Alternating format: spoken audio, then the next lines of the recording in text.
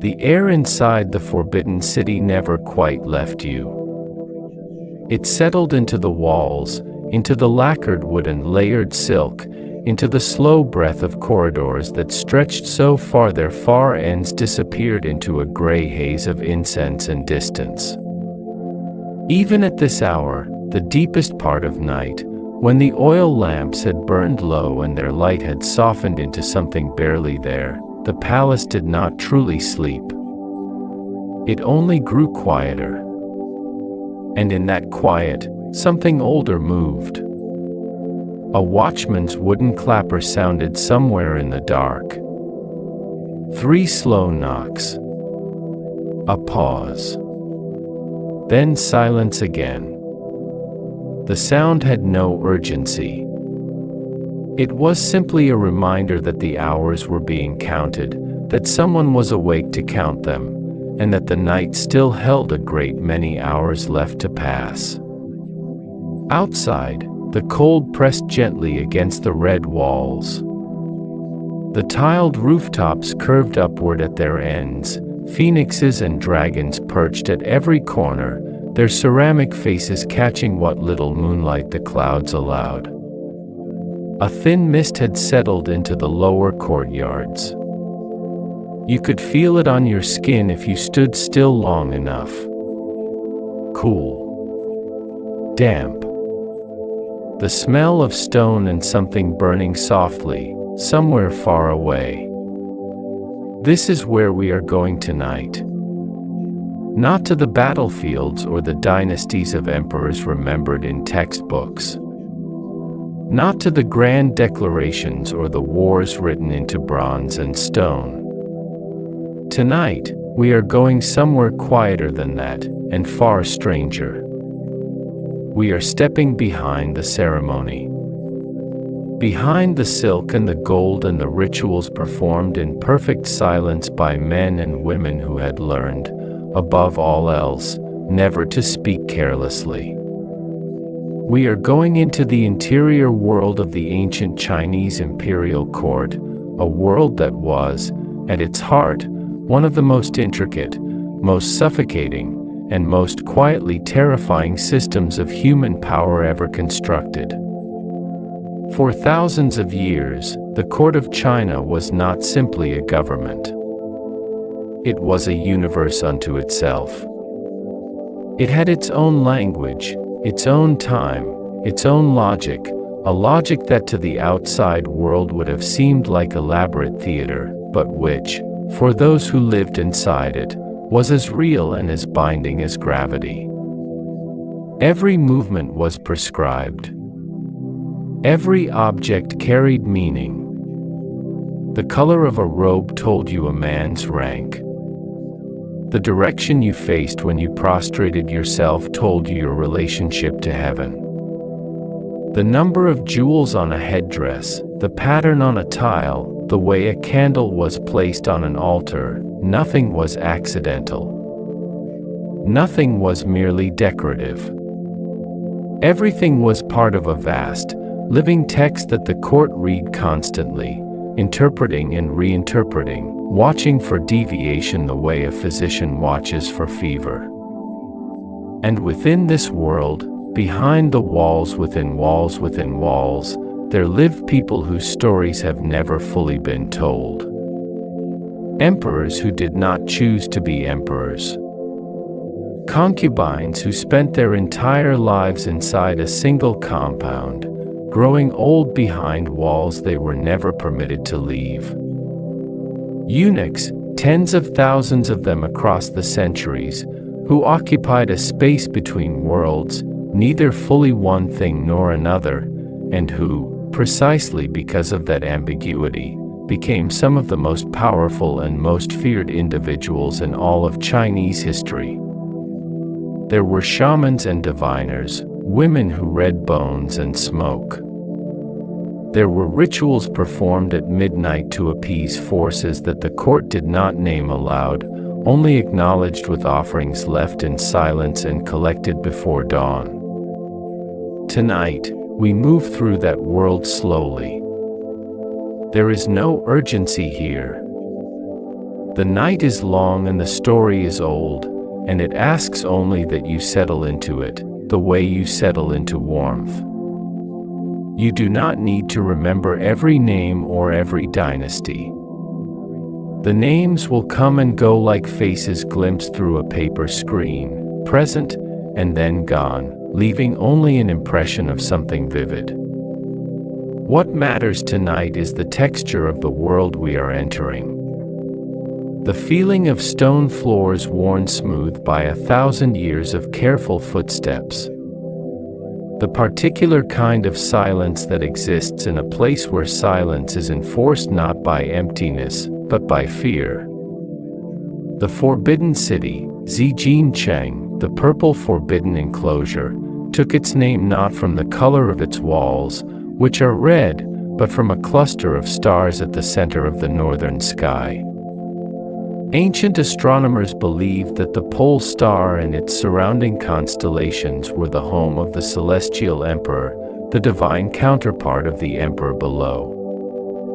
The earthly palace was built to mirror that celestial arrangement, a reflection of heaven pressed into the soil of Beijing, enclosed, protected, and set apart from ordinary human life by walls that stood nearly 12 meters high and were surrounded by a moat 52 meters wide. To enter without permission was death. To leave without permission was also, in many cases, death. For those who lived inside, the world beyond those walls became, over time, a kind of abstraction, something they had once known, or heard of, or perhaps only imagined. We are standing, now, just inside one of those walls. The night has deepened around us. The mist has thickened slightly in the lower yard. Somewhere ahead, down a corridor flanked by stone lions whose faces are worn soft by centuries of weather, a lamp is burning. It is the only warm thing in this cold, enormous dark. And if we follow it, quietly, without rushing, it will lead us to where the story begins. The lamp we followed was carried by no one. That was the first strange thing you learned about the Forbidden City, that light moved through it on its own schedule, tended by hands you rarely saw, maintained by a system so practiced it had become invisible. Someone had placed that lamp. Someone would return before dawn to remove it. But in the hours between, it simply existed, burning at its post like a small faithful thing, casting a circle of amber onto the stone floor and leaving everything beyond its reach to the dark. This is how much of the Forbidden City operated.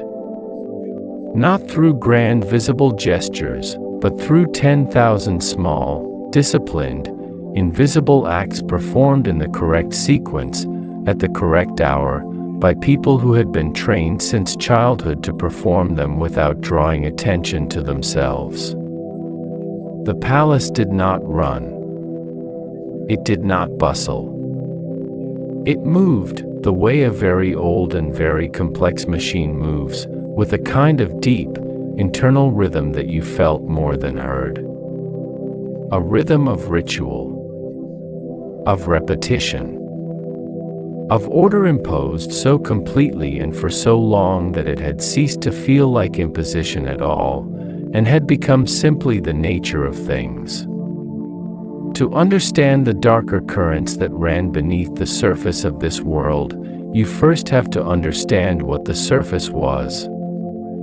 And the surface was extraordinary. The Forbidden City covered nearly 73 hectares of land in the heart of Beijing. It contained, at various points in its history, somewhere between 8,000 and 9,000 rooms, though no one has ever been entirely certain of the exact number, a detail that is itself telling, suggesting a place so vast that even those who built it could not fully account for it.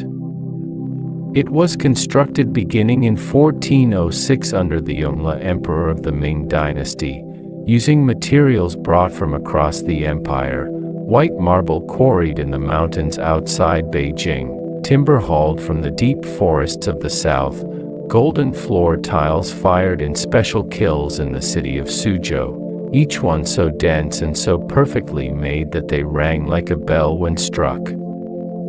More than 1 million workers labored on its construction.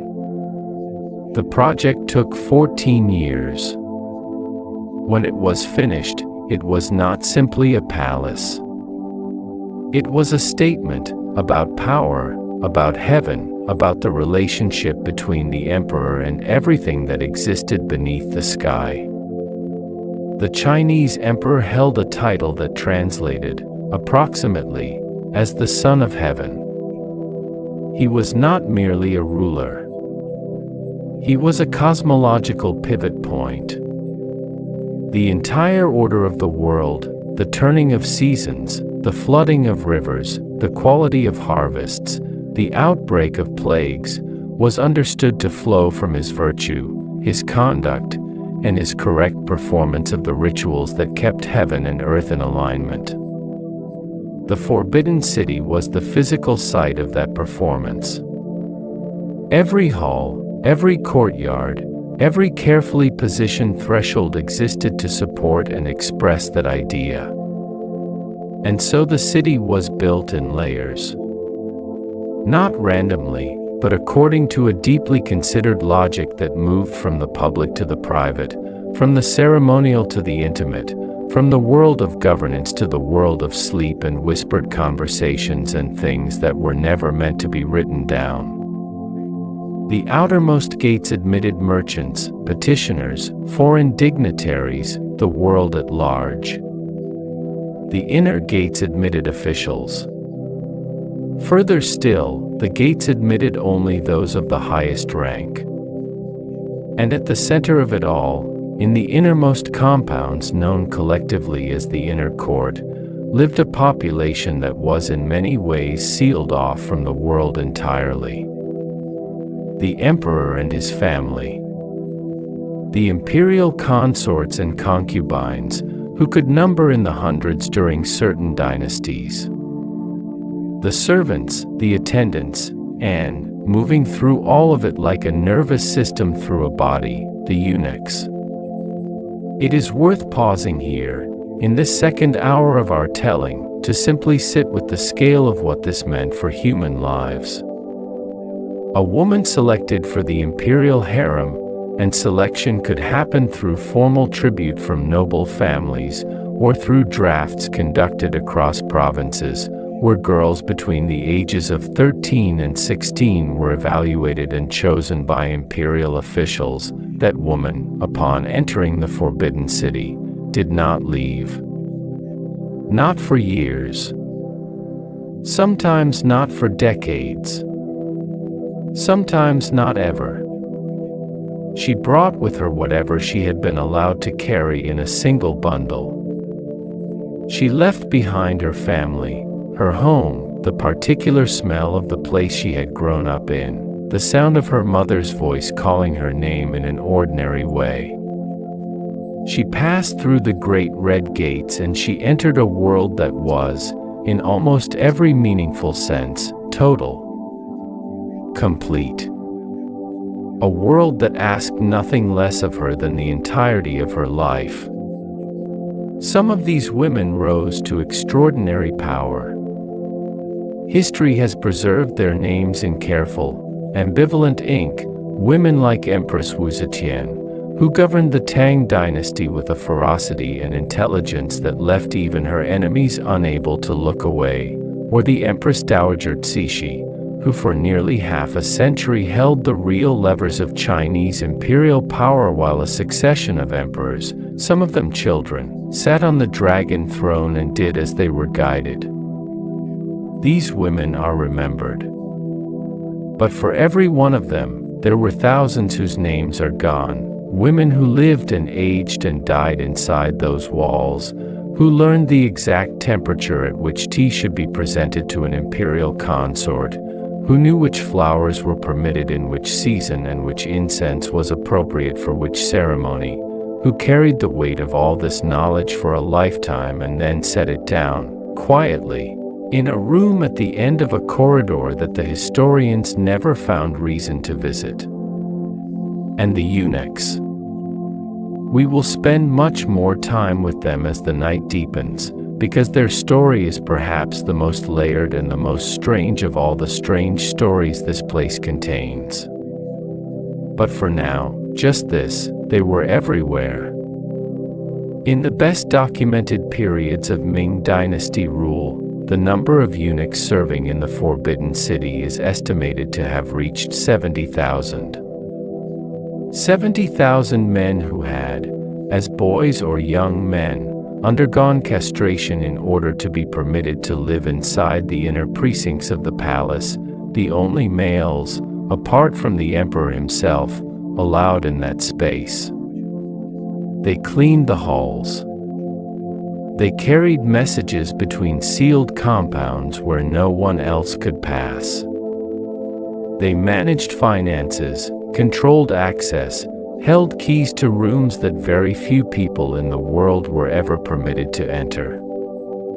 Some of them, over time, accumulated influence so vast that emperors feared them. Several of them effectively ruled the empire from behind the curtain of imperial ceremony, while the Son of Heaven, isolated, often young, sometimes deliberately kept ignorant, sat at the center of it all and knew less about what was happening in his own name than the eunuch who dressed him each morning. This is the world we are walking through tonight. Slowly. Without rushing. The lamp is still burning. The mist has not lifted. Somewhere deeper in the compound, behind a wall we have not yet reached, a sound moves through the dark, low, rhythmic, not quite music. It may be a prayer. It may be something older than prayer. We will find out in time. For now, we walk. The stone beneath our feet is cold and perfectly smooth.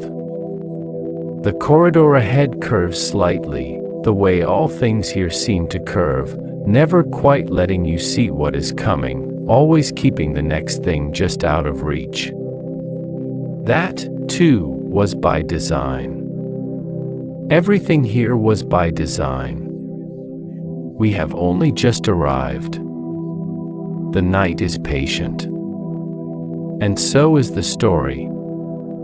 Before any emperor made a decision of consequence, before a campaign was launched, before a bride was chosen, before the foundations of a new hall were laid into the earth, someone consulted the sky. This was not metaphor. It was procedure. In the Imperial Astronomical Bureau, known during the Tang and Ming dynasties as the Qin Tianjian, the Office for Supervising Heaven, a staff of astronomers, astrologers, and calendar specialists worked without ceasing, recording the movement of every celestial body visible from the observation platform built into the southern wall of Beijing. They tracked the planets. They noted the appearance of comets, which were not considered wonders but warnings, disturbances in the fabric of heavenly order that required immediate interpretation and, often, immediate action. They recorded eclipses to the minute, logged the behavior of clouds, the direction of wind, the unusual clustering of stars in configurations that had no precedent in the archive of records stretching back 1,000 years. Every morning, a report was prepared. Every morning, that report was delivered, quietly, through the correct channels, using the correct language, to the emperor or to whoever was managing the emperor's access to information that particular season.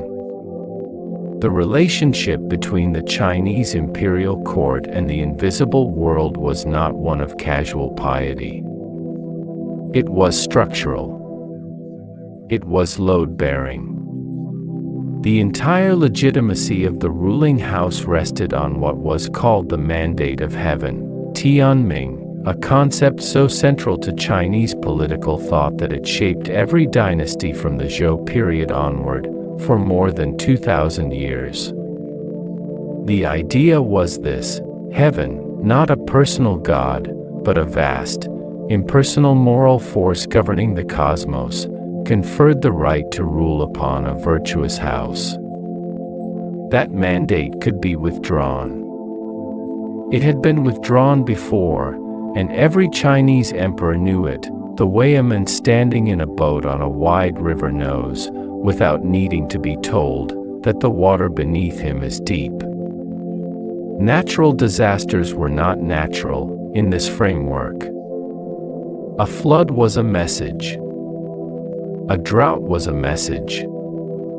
A plague of locusts, an earthquake that cracked the walls of the ancestral temple, a solar eclipse occurring on a day of national ceremony. These were heaven speaking, and the court was required to listen and to respond.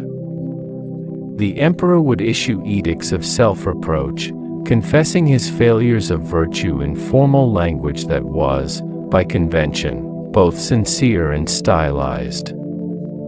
He would reduce the luxury of his table. He might cancel celebrations, release prisoners, reduce taxes in affected regions. The response to natural disaster was, at its core, a ritual of cosmic accountability, an acknowledgement that the emperor stood between his people and heaven, and that when things went wrong, the fault moved upward before it moved outward. All of this meant that the people tasked with interpreting the signs, the astronomers, the diviners, the ritual specialists, held a kind of power that was simultaneously enormous and extraordinarily dangerous. To read an omen correctly was to serve the empire. To misread one was, at best, a professional failure, and at worst, a capital crime.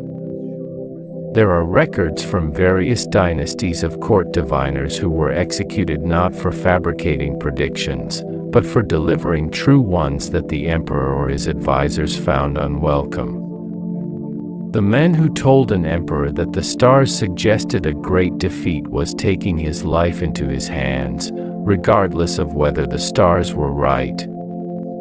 And southwest, the art of court divination developed, over centuries, an elaborate vocabulary of careful language, phrasing designed to convey concern without stating catastrophe, to suggest adjustment without predicting disaster, to be accurate enough to maintain credibility and vague enough to survive being wrong.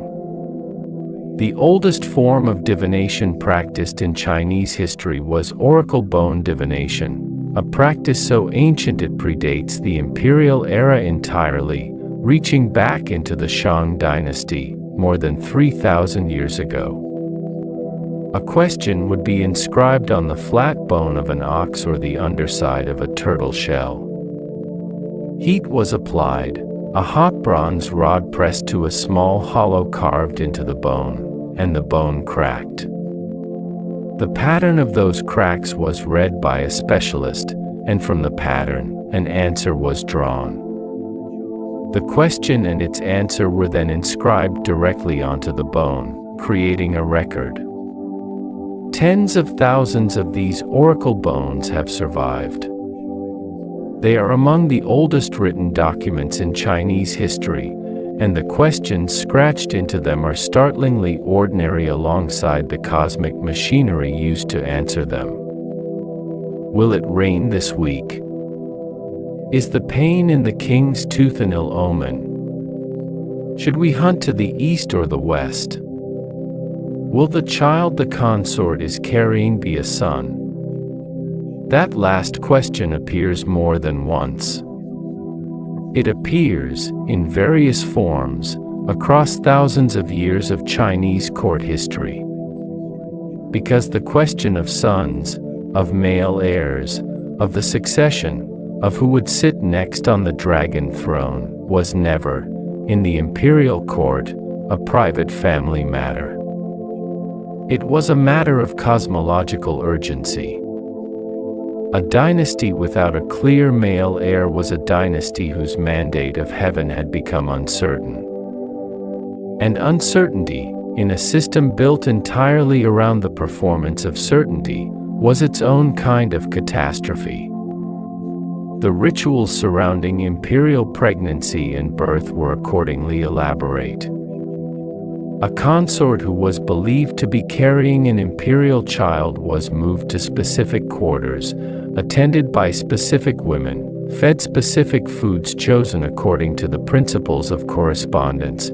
The idea that what a mother consumed and experienced during pregnancy shaped the nature of what grew inside her. She was not permitted to witness anything violent or distorted. The wall hangings in her room were chosen with care, depicting auspicious animals and harmonious landscapes, because the eyes of a pregnant woman were thought to transmit directly to the developing child whatever they rested upon. Music was played at prescribed intervals. Certain colors were avoided in her clothing. Certain words were not spoken in her presence. And if the child was born and it was a son, the rituals multiplied. The hour of birth was recorded precisely and submitted to the Astronomical Bureau, where a chart was cast against the movements of the stars. From this chart, specialists would derive the child's elemental nature, whether he was governed by wood or fire or water or metal or earth, whether his chart suggested strength or fragility, martial temperament or scholarly one. This information would shape decisions made about him for years: who would teach him, what subjects he would study first, which spiritual protections would be woven into his clothing and fastened to the posts of his bed. It is easy, from the distance of centuries, to read all of this as superstition, as theater.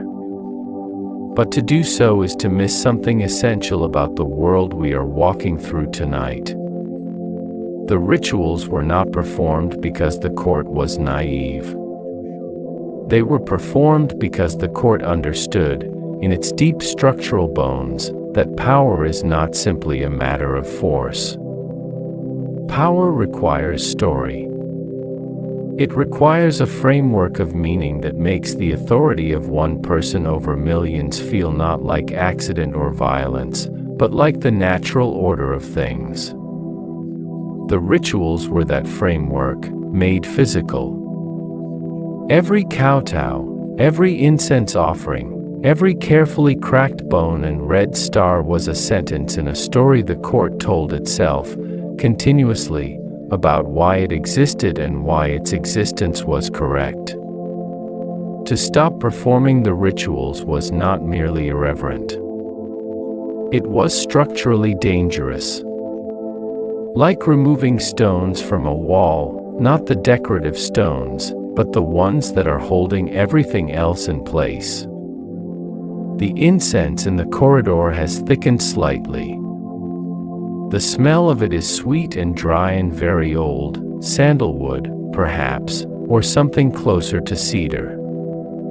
It drifts in from somewhere ahead, from one of the smaller shrines built into niches along the interior walls, where offerings were left not for the grand state deities of the official religion, but for smaller, closer things.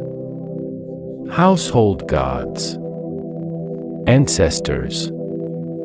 The particular spirits of particular doorways and particular courtyards, whose names were known only to the servants who tended them and who changed those names, quietly, when a dynasty changed. We are going deeper now.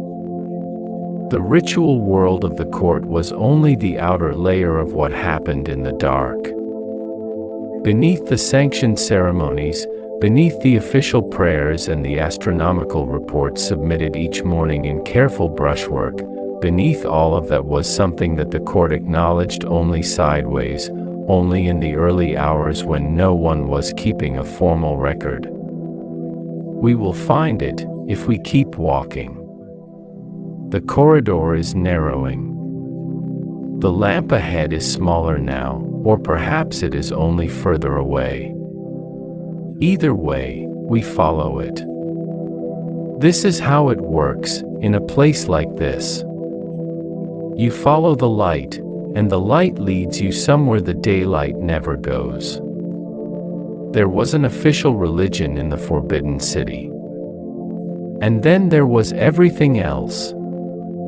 The official religion was orderly. It had calendars and hierarchies and a vast administrative apparatus dedicated to its correct performance.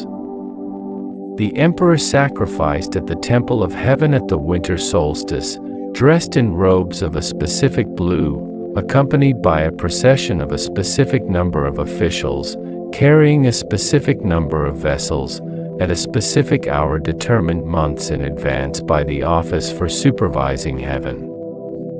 The prayers were written out in advance. The movements were rehearsed. The whole ceremony was, in the deepest sense, a kind of sacred bureaucracy, precise, formal, and managed by men who understood ritual the way an engineer understands a bridge, as a structure that must bear weight and must therefore be built correctly or it fails entirely. But the court also knew that the official religion did not cover everything. There were forces that did not respond to formal petitions. Illnesses that continued regardless of correctly performed ceremonies. Dreams that came back night after night carrying the same image, the same feeling, the same cold pressure, and that no amount of sanctioned prayer seemed to ease. There were deaths that felt wrong, deaths that left something behind in a room, a heaviness that the living could feel when they passed through the doorway, a quality of air that did not move the way air should move. There were children who would not stop crying. Concubines who woke each night at the same hour and could not explain why. Emperors who refused to sleep in certain bedchambers without being willing to say what it was, exactly, that they felt there. For these things, the court went elsewhere. The Manchu shamanic tradition, brought south when the Qing dynasty swept down from the forests and plains above the Great Wall in 1644 and made themselves the last imperial house of China, introduced into the Forbidden City a spiritual practice that existed in complicated tension with both the official Confucian state religion and the Buddhist ceremonies that the court also maintained. Manchu shamanism was old. Older, in its roots, than any of the dynasties it now served. It came from a world of long winters and deep forest, a world where the boundary between the living and the dead was understood to be permeable, where certain human beings, the shamans, the ones who had been chosen by the spirits rather than having chosen the work themselves, could move across that boundary and return, carrying information, carrying requests, carrying the occasionally terrifying replies. In the Forbidden City, the Qing emperors maintained a dedicated shamanistic hall, the Tongzi, located in the northwestern section of the inner court. It was not a grand building. It did not announce itself. Its proportions were modest, its decoration spare compared to the overwhelming visual richness of everything around it. But it was used constantly, and with a seriousness that suggests the court did not consider it a relic of a simpler past, something maintained out of cultural nostalgia. It was considered necessary, real. A working door in the wall between what could be seen and what could not. The ceremonies conducted there were unlike anything in the official ritual calendar. They involved the beating of a specific drum, a frame drum, held in one hand, struck with a curved beater in a rhythm that began slowly and built, over time, into something that occupied the body rather than the mind, something you felt in the chest and the back of the skull before you consciously registered hearing it. They involved specific songs, in the Manchu language, addressed to specific spirits by name, spirits of the clan, spirits of the ancestors, spirits associated with particular animals whose qualities were understood to offer protection or guidance. They involved the shaman entering a state that the records describe with careful neutrality as receiving, a state in which the boundary between the shaman's own consciousness and whatever was addressing itself through them became, temporarily, unclear. This was conducted inside the Forbidden City, in the innermost compound of the most powerful empire on Earth, by people who managed, simultaneously, to run a vast administrative state with extraordinary sophistication. Both things were true. Neither one canceled the other out. The court did not experience any contradiction between the Astronomical Bureau filing its morning report on planetary movements and a shaman in the Tongzi speaking in a voice that did not sound like her own to an audience of imperial women kneeling in the half-dark. These were simply different instruments for different tasks, different ways of addressing the forces that governed human life, chosen according to the nature of the problem at hand. But shamanism was only the most institutionally visible edge of the unofficial spiritual world inside the palace. Below it, running through the daily life of the court the way water runs through soil, invisible on the surface, present everywhere beneath it, was a dense, ancient, largely unrecorded practice of protective magic, apotropaic ritual, and spirit management that had been accumulating in Chinese folk tradition for thousands of years, and that the women of the inner court, in particular, carried with them and maintained with quiet, persistent dedication. The objects tell part of the story, even when the records do not.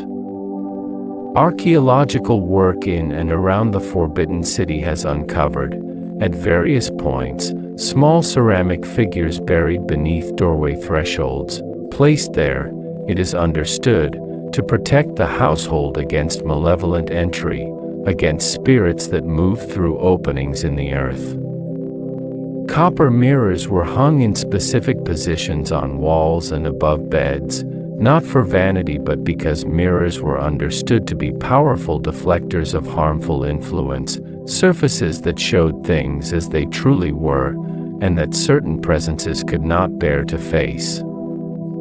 Specific knots, tied in red cord, appeared on the posts of imperial beds and on the clothing of imperial children, each one encoding a protective intention that the knot maker understood and the recipient felt, even if neither would have described it in those terms aloud. The color red itself was not merely decorative in this world. It was protective. The great red walls of the Forbidden City were red for reasons of cosmological defense as much as aesthetic grandeur. Red repelled, in the Chinese folk tradition, it was the color that disturbed the kind of energies that preferred the gray and the dim, the color that marked a threshold between the ordinary world and something that required caution. Weddings used red. New Year celebrations used red. The first clothing of a newborn was often red. And in the inner rooms of the Forbidden City, when a woman feared something she could not name, a feeling that had been following her for days, a dream that left a residue on the waking morning, she might add red somewhere near her sleeping space. Quietly. Without explanation. It would simply appear, the way small protective measures always appear in households that understand that the world is larger and stranger than its visible surface suggests. The eunuchs, too, inhabited this intermediate spiritual territory in ways that went beyond their official duties. Their position, between male and female, between the outer world and the inner, between the realm of the living emperor and the ancestral realm that the court also constantly managed, gave them, in the folk understanding of the court, a particular sensitivity to what moved in the spaces between categories. There are accounts, scattered across unofficial histories and personal memoirs written by court observers, of eunuchs who were consulted privately by imperial consorts about the meaning of specific dreams, about the source of specific feelings of dread, about the correct placement of objects in a room where something felt persistently wrong. These consultations were not authorized. They were not part of any official system. They happened in the small hours, in rooms at the end of corridors, in the language of people who had been living inside a sealed world long enough to develop their own private understanding of how that world worked. There was also the matter of the darker applications. Where there is protective magic, there has always been, in every human culture across every period of recorded history, its counterpart, magic intended not to protect but to harm, not to attract but to repel, not to invite favorable spirits but to direct unfavorable ones toward a specific target.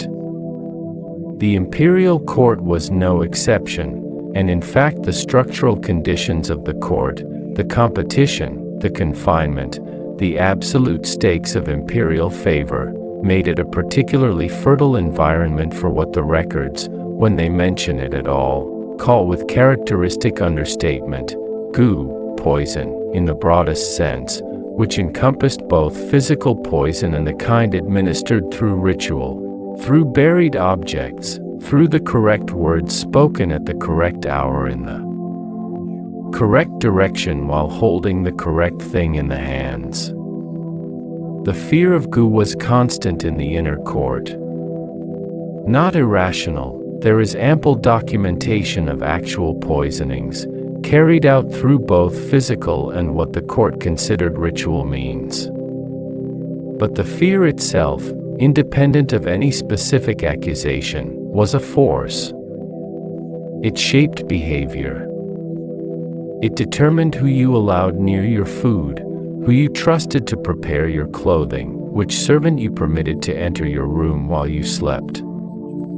It created a particular quality of watchfulness that was, over time, exhausting, a permanent low-level state of alertness that the women of the inner court maintained across years and decades, scanning every interaction for the slight misalignment that might indicate something was being arranged against them in the dark. To live in that state, for a lifetime, inside walls you could not leave, surrounded by women who were your companions and also your competitors, watched by eunuchs whose loyalties were always multiple and never entirely legible, that was its own kind of spiritual condition. It required its own kind of management. And so the protective rituals were maintained, and the shamans were called when the other methods failed, and the red cord was tied around the bedpost, and the mirror was placed just so above the door, and the small ceramic figure was pressed into the earth beneath the threshold by hands that understood, without needing to articulate it, that there are more things requiring management in a human life than any official calendar has room to acknowledge. The drum in the tangzi has gone quiet now. The ceremony, if there was one tonight, has ended. The shaman, a woman, in the Qing tradition, because the spirits of the clan were addressed by women, has returned from wherever she went. The imperial women who attended have gone back to their separate quarters. The hall stands empty, or nearly empty. One attendant remains, moving slowly around the edges of the space, extinguishing lamps in the correct sequence, each small darkness returning the room to what it was before the ceremony began. Almost what it was. Never quite exactly what it was. The corridor outside is cold. The mist is still there. Further ahead, the palace complex opens into another courtyard, and beyond that courtyard there is a gate, and beyond that gate is the part of the forbidden city that even those who lived there spoke of carefully, if they spoke of it at all. The place where the emperors spent the hours they spent entirely alone. The place where the face that was shown to the world each morning was finally, in the deep night, set aside. We are almost there. A few more steps. The stone is cold beneath us, and the lamp is still burning, just ahead, waiting. By the time a boy became emperor of China, he had already spent years becoming something other than a boy. The transformation was not cruel, exactly. It was not designed to break. It was designed, with great care and great patience, to replace, to take the ordinary human material of a child and build over it, layer by layer, something that could sustain the weight of what the throne required. Correct posture. Correct diction. Correct emotional register for every category of situation the throne would encounter, because an emperor who showed too much feeling was an emperor who had exposed a crack in the cosmological certainty his existence was meant to embody. The lessons began early. In some cases, before the child could fully understand what was being asked of him. By the time he understood, it had already become the only way he knew how to exist. The Qing dynasty emperors began formal education at the age of 6. They rose before dawn. Records suggest the study sessions began as early as 4 or 5 in the morning during certain reigns, and they worked until the middle of the day under the instruction of a rotating panel of senior scholars who were selected for their learning, their moral rectitude, and their ability to maintain the precise blend of deference and rigor that teaching an emperor required. You could not be too easy with him. An emperor who was not rigorously educated was a dangerous emperor. But you could not be too hard.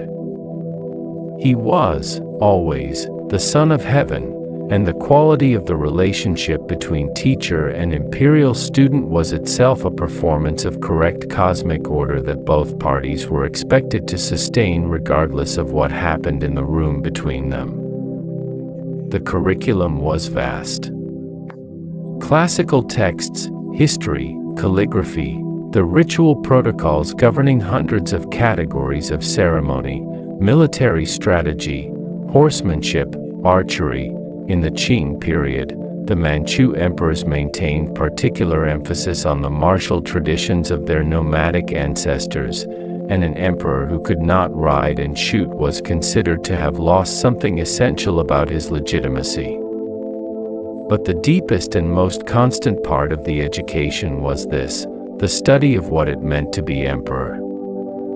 The reading of the veritable records, the official histories of previous reigns, the examination of what those emperors had done well and what they had done that had led to disaster, the cultivation of an internal model of correct imperial conduct so thoroughly internalized that it would operate automatically in situations where there was no time to consult a teacher or a text.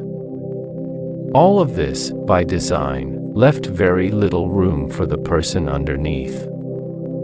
There is a particular kind of loneliness that comes not from the absence of other people but from their constant, overwhelming presence, the loneliness of being watched. The emperor was watched at almost every moment of his waking life. The eunuchs attended him. The officials observed him during audiences. The historians, and this detail, when you sit with it, carries a specific weight.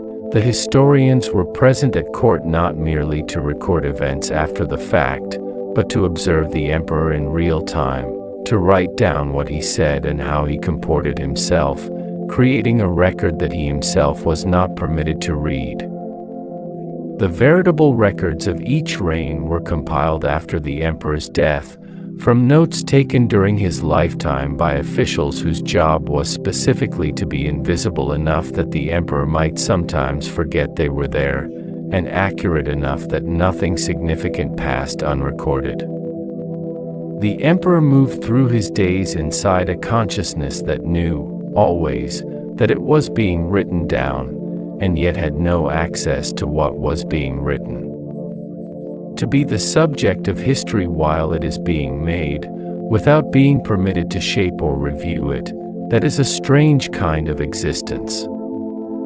It produced, in certain emperors, a particular quality of self-consciousness that reads in the records as either extraordinary dignity or extreme rigidity, depending on the observer. And in certain others, it produced something that broke through the conditioning in unexpected directions. The Zhengde Emperor of the Ming Dynasty, who reigned from 1505 to 1521, is one of the court's most vivid examples of a man attempting to live inside a role that did not fit him. He was intelligent, energetic, and deeply unsuited, by temperament, to the ceremonial confinement that the throne demanded. He built himself a private compound within the Forbidden City, a compound within the compound, that he called the Leopard Quarter, filling it with animals, wrestlers, musicians, and the company of people whose presence had not been approved through official channels. He gave himself a false name and used it when he wished to move through the world as something other than the Son of Heaven. He left the Forbidden City against the explicit objections of his ministers, traveling in disguise, doing things that emperors were not supposed to do, and returning, each time, to the throne that continued to require of him everything that his nature resisted. His ministers were horrified. His historians were busy. And the Zhengde Emperor died at 30, childless, leaving behind a reign that the official records treat with the particular careful disapproval reserved for emperors who reminded the court that the man and the role were not always the same thing.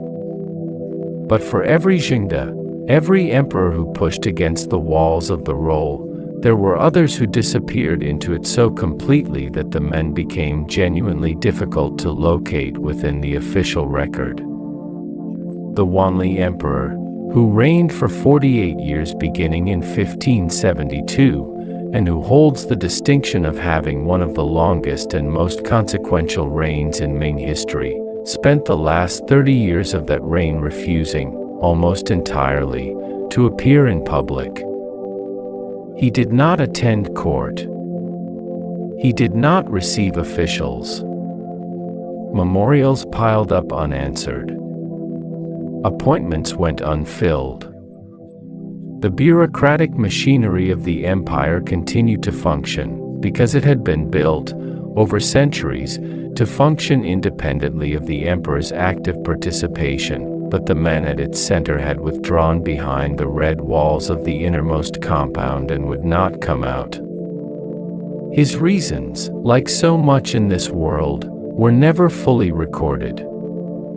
What remains is the fact of his absence, 48 years on the dragon throne, and the last 30 of them conducted from a silence so complete it read, to the officials trying to reach him, like a kind of disappearance while still alive. There were, of course, physical dimensions to the emperor's isolation that are worth understanding if we are to feel, rather than simply know, the shape of the world he inhabited. The private quarters of the emperor, the palace of heavenly purity during the early Ming period, and various inner halls during the Qing, were spaces designed around a specific kind of security that was, from the inside, indistinguishable from confinement. The emperor did not sleep in the same bed 2 nights running, in many accounts of Qing practice. His sleeping arrangements were varied intentionally, the location of his actual bed on any given night known only to the most trusted eunuchs, who were responsible for both his safety and his discretion. This precaution was not paranoia without basis. Emperors had been killed in their beds in China's long history, and the memory of such events was embedded in the protocols that governed where the Son of Heaven rested his head each night. But the practical experience of it, never knowing until you were led there, where you would sleep, always moving through your own home in a state of managed uncertainty, attended by men whose loyalty you could not fully verify, in a city where the walls were so high the sky looked like a different sky than the one outside. That experience has a texture. It has a weight. The eunuchs who attended the emperor in his private quarters occupied a proximity that was unlike anything else in the court's relational landscape. They dressed him. They prepared his food and watched him eat. They were present when he was ill, when he was frightened, when he woke from a dream that left him sitting upright in the dark of his deliberately undisclosed bedroom with his hands braced against the mattress and his breath coming faster than an emperor's breath was supposed to come. They saw all of it. They recorded none of it officially. And they understood, with a clarity that came from decades of that specific proximity, exactly what the throne cost the person who sat on it. Some emperors formed genuine attachments to specific eunuchs, attachments that the official record treats with varying degrees of discomfort, depending on the dynasty and the historian. Not always or only in the ways that subsequent centuries have assumed, though those relationships existed too and were not as invisible as the court would have preferred. More often, simply the attachment that forms between any isolated person and the one who is consistently, reliably present, the one who brings the tea at the correct temperature, who knows without being told when the silence needs to be filled with something and when it needs to be left alone, who has been there so long and seen so much that pretense between you has become not worth the effort. The eunuch Zhenghe, who sailed his great treasure fleets across the Indian Ocean in the early 15th century, reaching the east coast of Africa before European ships had found their way past the tip of the continent, was, before he became an admiral, one of those close attendants. His proximity to the Yongle Emperor was personal, earned over years of that particular intimacy that the imperial bedchamber created between the man on the throne and the ones who served him there. The trust extended outward, eventually, across the ocean. That is the scale of what could grow from the interior darkness of those private rooms. But for every Zhenghe there were thousands of emperors and thousands of eunuchs whose relationship never extended beyond the walls.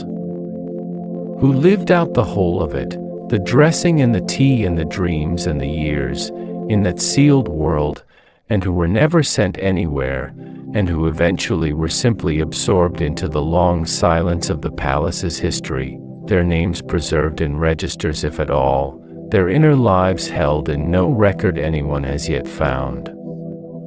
The lamp in the corridor outside the emperor's private quarter is the smallest lamp of all. It burns very low. In a few hours, it will need to be replenished, and a eunuch whose name no one now remembers will come quietly through the dark to tend it, moving without sound through the sleeping palace, performing the 10,000th small act of maintenance that keeps the whole enormous structure intact. We are moving now toward the place where the women waited. Not the ceremonial women of the outer court. The ones further in.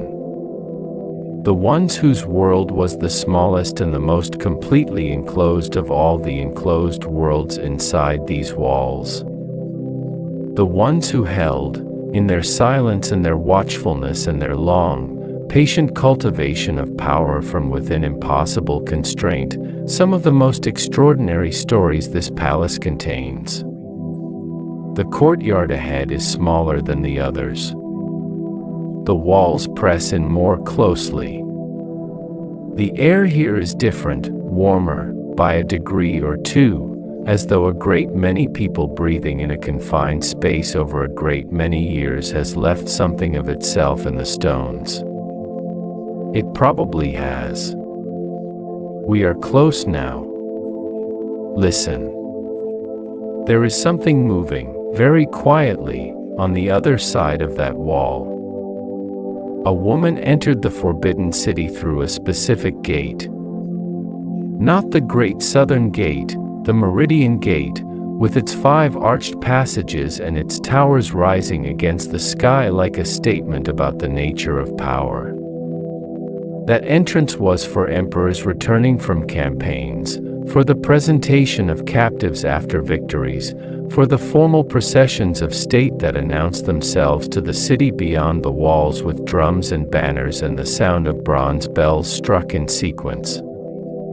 The women entered through a smaller gate, on the eastern flank of the outer wall, and they entered quietly, and the gate closed behind them, and that was, for most of them, the last time they passed through any gate going in any direction for the remainder of their lives. The gate had a name.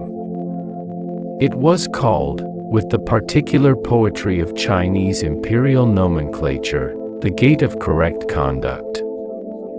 The name was not accidental. Nothing here was accidental.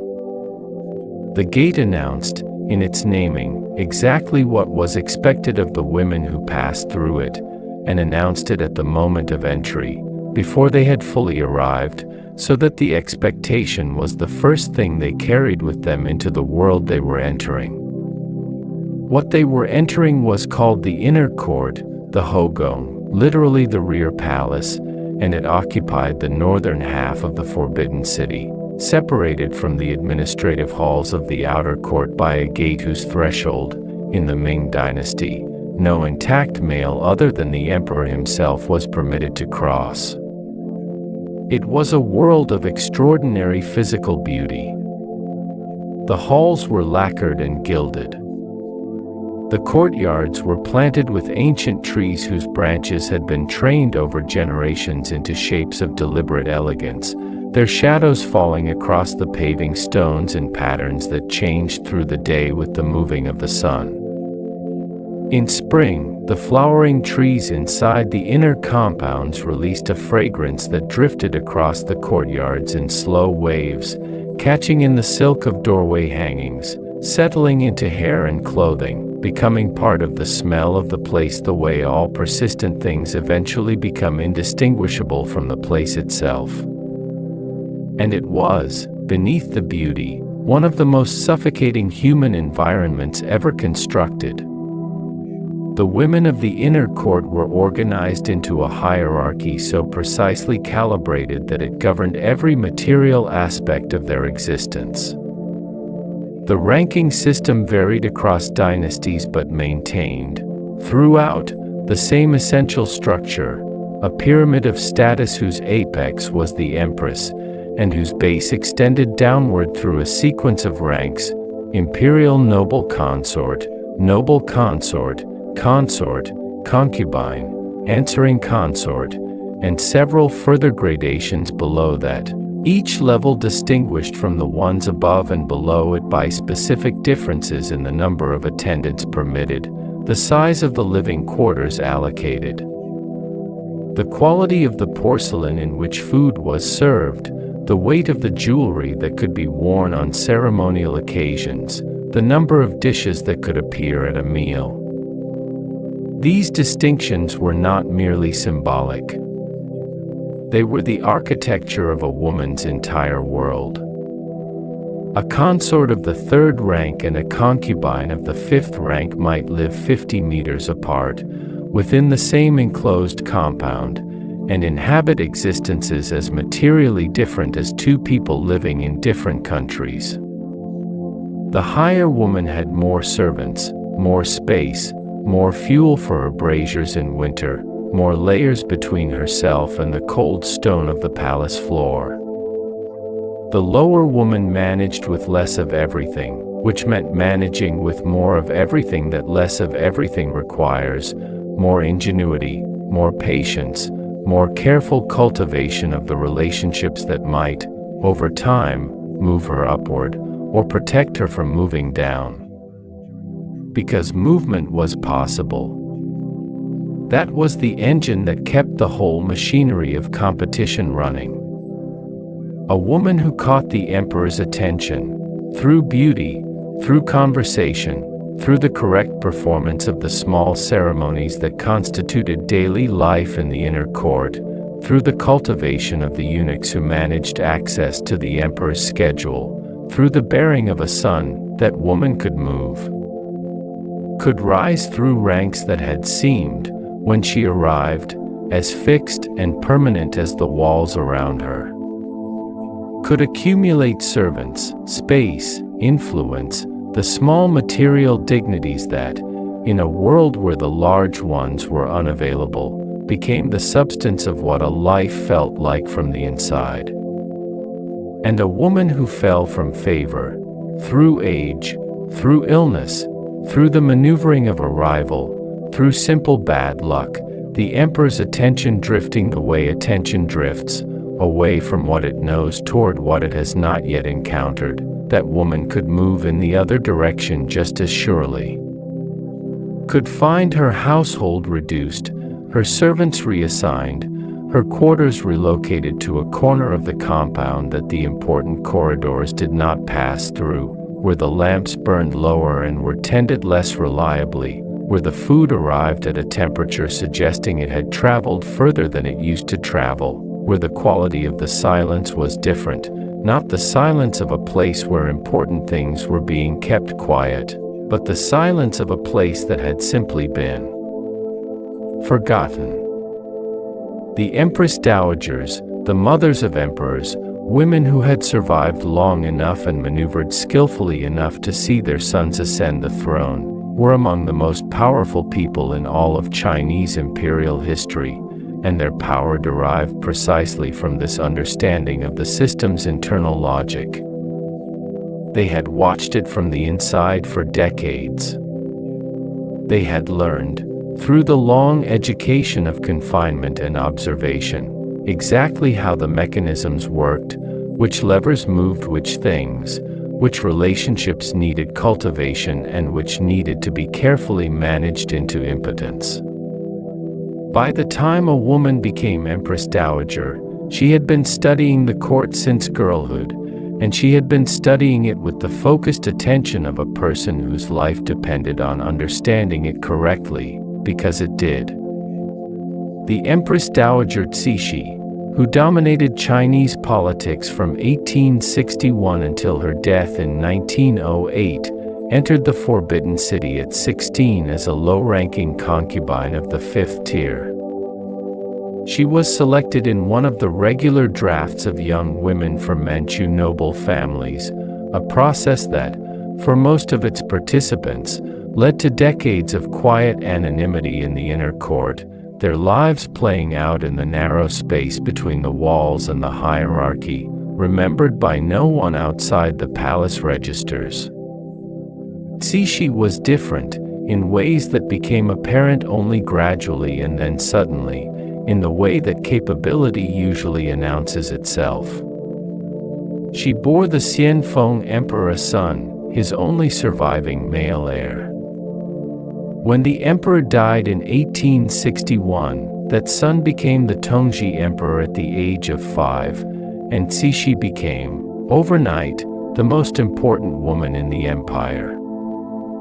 She would remain the most important person in the empire, of any gender, for nearly half a century.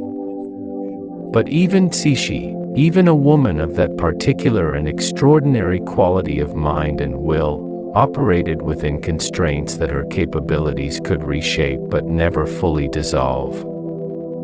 She could not appear in court in her own person.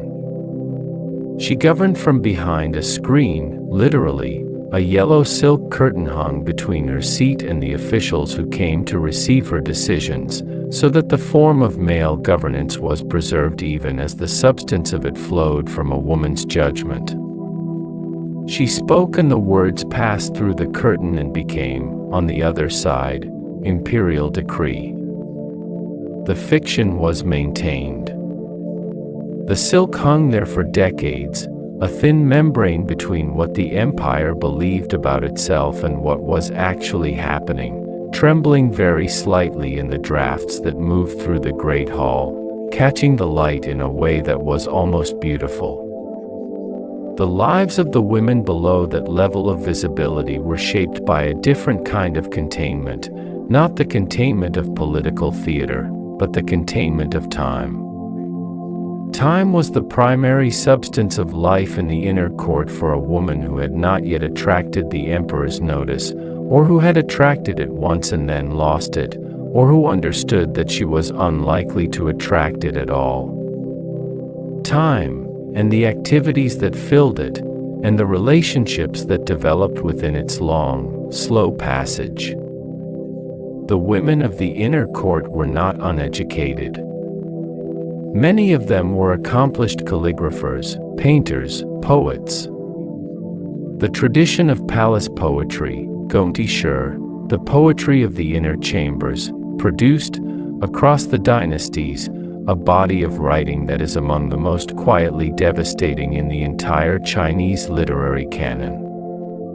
It is the poetry of beautiful enclosure, of spring seen through a window, of geese heard passing overhead on their migration, and the specific quality of longing that moving things produce in a person who cannot move, of hairpins and bronze mirrors and the smell of incense at a particular hour, and the way certain kinds of grief settle into the body and become, after enough years, simply a quality of the way one inhabits the morning.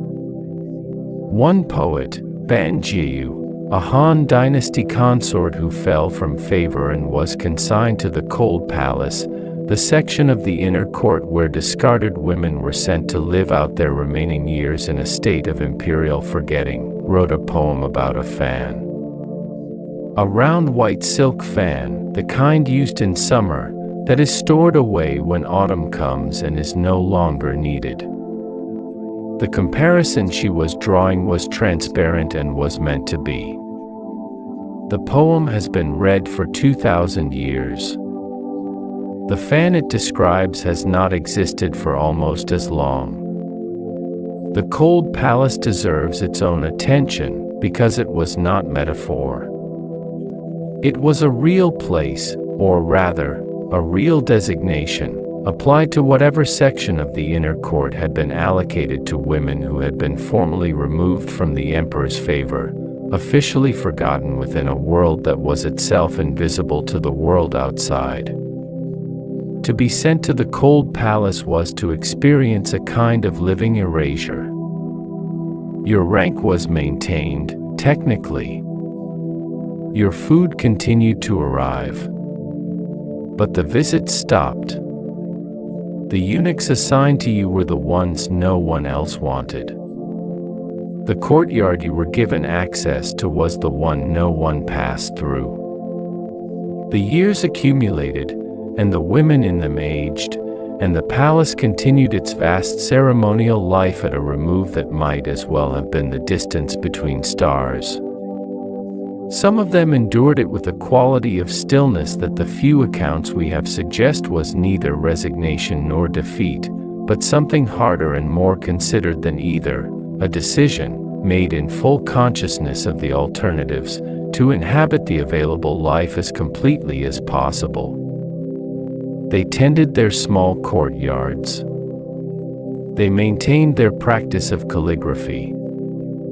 They cultivated the company of the women nearby, and in that company sometimes found something that the more visible and more contested parts of the court rarely produced, a friendship stripped of strategy, a conversation conducted without one eye on the political implications of every sentence, a kind of ease that the inner court at its most competitive never permitted.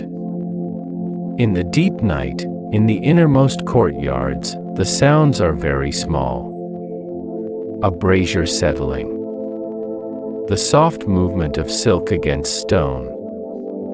Somewhere, a woman is awake when she should be sleeping, sitting by the low light of a single lamp, writing something down in the careful hand she has been practicing since childhood, in the years when she was still in her parents' house and did not yet know what was coming. What she is writing may be a poem. It may be a letter she will never send. It may be something that has no category, something she is writing simply because the act of setting words against paper is, in a world where almost nothing is within her control, the one thing that is entirely hers. We should not disturb her. We move on, quietly, through the outer edge of her courtyard, staying close to the wall. Ahead, the corridor bends again, and beyond the bend, the quality of the night changes. There is a smell here that is different from the incense and the cold stone and the old wood we have been breathing all this while.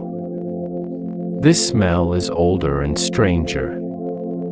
It comes from a direction that is not quite any of the four directions, and it arrives not as a wave but as a presence, the way certain smells announce themselves, as if they have been waiting for you specifically to arrive at this particular spot at this particular hour. We are approaching something that the daylight court did not discuss in formal language. Something that the histories mention in the margins, and then quickly move past. Something that happened in this palace with a frequency and a regularity that, when you look at the accumulated record carefully, is not marginal at all, but which required, for the court to function, the appearance of being marginal. The night is very deep now. We are past the middle of it. The stars, where visible between the curved eaves of the rooftops, are at the position they occupy in the smallest hours. Whatever sleep was going to come to the palace has come. What remains awake now is what was always going to remain awake, the watchman's clapper, the low lamps, the eunuch on his rounds, and this. Whatever this is, waiting for us just ahead. In the Forbidden City, people died in ways that the official record described very carefully and explained very little. This was not always suspicious. Death is common in any place where enough people live for long enough, and the Forbidden City contained, across its 5 centuries of continuous occupation, hundreds of thousands of lives, emperors, consorts, children, eunuchs, servants, officials, scholars, physicians, soldiers posted at the inner gates. Many of those lives ended naturally, in the ordinary way that lives end, with illness and age arriving in their correct sequence and the body simply ceasing, the way a lamp ceases when the oil is gone. The records noted these deaths with the appropriate ritual language and moved on. The dynasty continued. The ceremonies were performed. The sky above the curved rooftops remained the sky. But there were other deaths. Deaths that arrived too quickly, or too conveniently, or in circumstances that accumulated around them a quality of silence in the official record that was itself a kind of notation, the silence of people who knew what the record would be read for, and who chose their words accordingly. The smell that reached us at the end of the last corridor was this, the particular compound of medicinal herbs, bitter and green and faintly metallic, that the imperial physicians burned in rooms where illness had been present. It was a smell of aftermath, of a room being managed after something had happened in it. And it was coming, if we follow it carefully, from the direction of the eastern wing, the wing where, during the later Ming dynasty, several emperors spent their final weeks in a state of decline that their physicians recorded in language of almost studied vagueness. The Taichung emperor reigned for exactly 1 month. He ascended the dragon throne in August of 1620, following the death of the Wanli emperor, his father, who had ignored him for most of his life, who had preferred another son and had spent decades attempting, against the resistance of the bureaucracy, to redirect the succession. The Taichung Emperor had waited. He had waited through childhood and through young adulthood and through middle age, watching his father's preference for another woman's son play out in the daily theater of court life, feeling the particular weight of being visible enough to be resented and powerless enough to be unable to respond. When his father finally died and he finally ascended, he was not young. He was not well. The years of waiting had cost him something that the records describe in the careful language of physical constitution, but which reads, across the distance of centuries, like the cost of a specific kind of prolonged psychological strain. Within weeks of his ascension, he became ill. The nature of the illness was debated, is still debated, with the particular energy that attaches to deaths that arrived at moments of political consequence. His physicians administered a red pill of uncertain composition, prepared by a eunuch official named Cui Wenzheng, and the emperor briefly improved. Then he was given another preparation, by a different physician, and by the following morning he was dead. He had reigned for 29 days. His son, a 15-year-old boy who would become the Tianqi emperor, inherited a court in the condition that courts are always in when power has just changed hands suddenly, destabilized, alert, and full of people quietly repositioning themselves in relation to the new center of gravity. What the red pill contained, no one officially determined. The investigation that followed produced accusations, counter-accusations, the execution of one physician, the flight of another, and a final official conclusion that satisfied no one and was almost certainly not designed to. The case became known as one of the three great mysteries of the late Ming court, a cluster of strange events, all involving sudden death or near death in circumstances of political convenience, that occupied historians and officials for years and that the court, ultimately, absorbed into the general texture of its ongoing life, as the court absorbed everything, by continuing. This was the particular genius of the system's approach to its own darkness. It did not deny that these things happened. It did not pretend the red pill was not real, or that the timing was not what it was. It simply processed the event through the correct institutional channels, produced a conclusion of adequate official weight, and moved forward. The machinery of the empire required continuity. Continuity required that individual events, however strange, not be permitted to become the event that stopped the machinery. And so the machinery did not stop. It continued. The ceremonies were performed. The sky remained the sky. The poisoning of food and drink was a fear so structural in the inner court that the protocols surrounding the emperor's meals constituted a small bureaucratic system in themselves. Every dish that reached the imperial table had passed through multiple sets of hands, each passage documented. A silver implement, a chopstick, or a small testing rod was passed through each dish before it was presented, on the theory that silver would discolor in the presence of arsenic, which was the poison most commonly feared, and which was also not the only poison in use, and which did not, in all cases, actually discolor silver in the reliable way the theory required. The food tasters who preceded the emperor's meals ate in his presence, and waited, and were watched. The eunuchs who carried the dishes from the imperial kitchen to the imperial table were changed with enough frequency that no single individual accumulated so much access to the supply chain of the emperor's nutrition that the access itself became dangerous. All of this was documented. All of it was procedure. And all of it, despite its elaborateness, had limits that the people who designed it understood perfectly well. Because the threat was never simply chemical. It was relational. It lived in the spaces between documented handoffs, in the instructions given in corridors rather than in writing, in the loyalties cultivated over years through small favors and careful patience by people who understood that the court was a long game and that the correct move was almost never the obvious one. The silver tasting rod could detect a crude poison administered carelessly.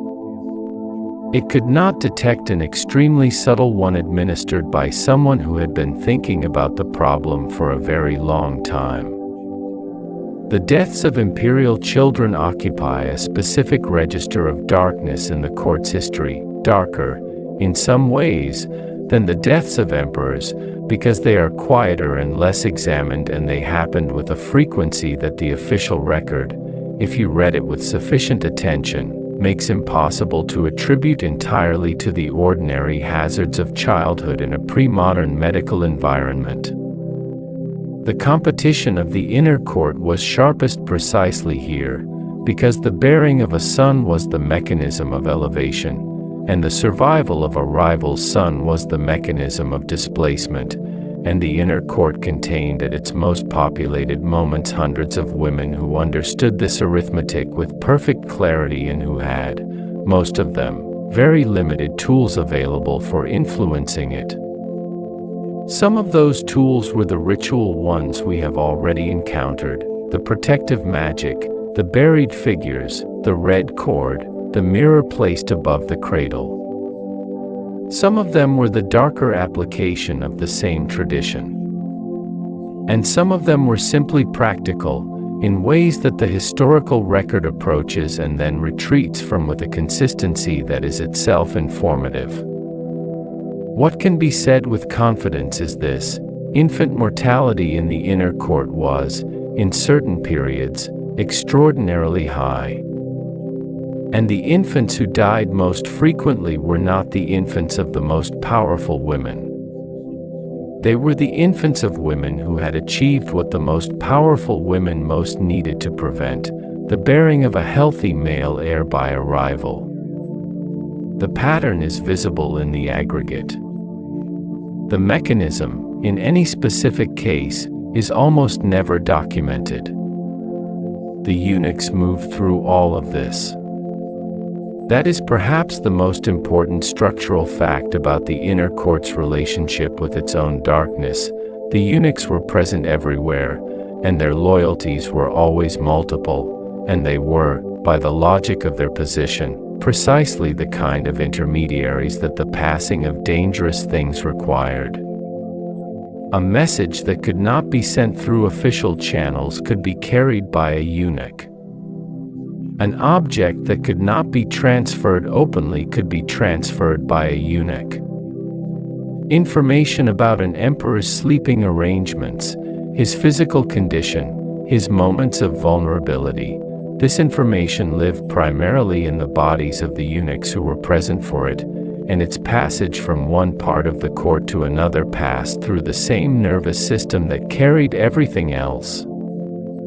This is not to say that the eunuchs were uniformly complicit in the court's violence. The historical picture is far more complicated than that, and the eunuchs were themselves subject to the same dynamics of competition and fear and calculation that everyone inside the walls navigated.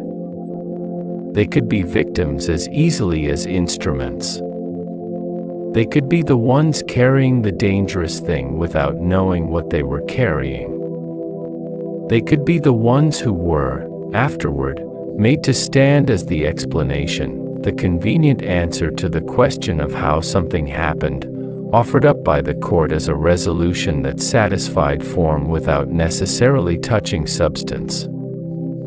The most powerful eunuch in Ming Dynasty history, Wei Zhongxian, who held effective control of the imperial government during the reign of the Tianqi Emperor in the early 17th century, built his power through exactly the mechanisms the court had always used, only more completely and more ruthlessly than almost anyone before him.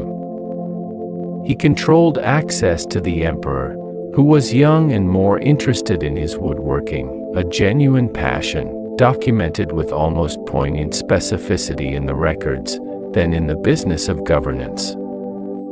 He built a network of informants through the Imperial Secret Police, an organization called the Eastern Depot, which conducted surveillance on officials, on rivals, on anyone whose loyalty seemed uncertain or whose capability seemed threatening. He had people killed. He had people tortured. He had temples built to himself across the empire while the emperor was occupied with his chisels and his lathes, in the warm-smelling workshop he had fitted out inside the Forbidden City, where the sound of tools on wood drifted out across a courtyard where the business of an empire was being conducted in his absence by a man whose reach extended, at its height, to nearly every significant decision made in China. When the Tianqi Emperor died, young, unexpectedly, in circumstances that the record again describes with its characteristic careful vagueness, and his younger brother ascended as the Chongzhen Emperor, Wei Zhongxian's position collapsed almost immediately. The new emperor moved against him within months. Wei Zhongxian died by his own hand, on a journey into exile, in a roadside inn, in the middle of the night, in the 38th year of a life that had begun in poverty and had passed through castration and decades of court service and the wielding of more real power than most emperors ever held, and had ended here, in an ordinary room, with no ceremony and no record of what his final hours felt like from the inside. The court processed his removal the same way it processed everything. The ceremonies were performed.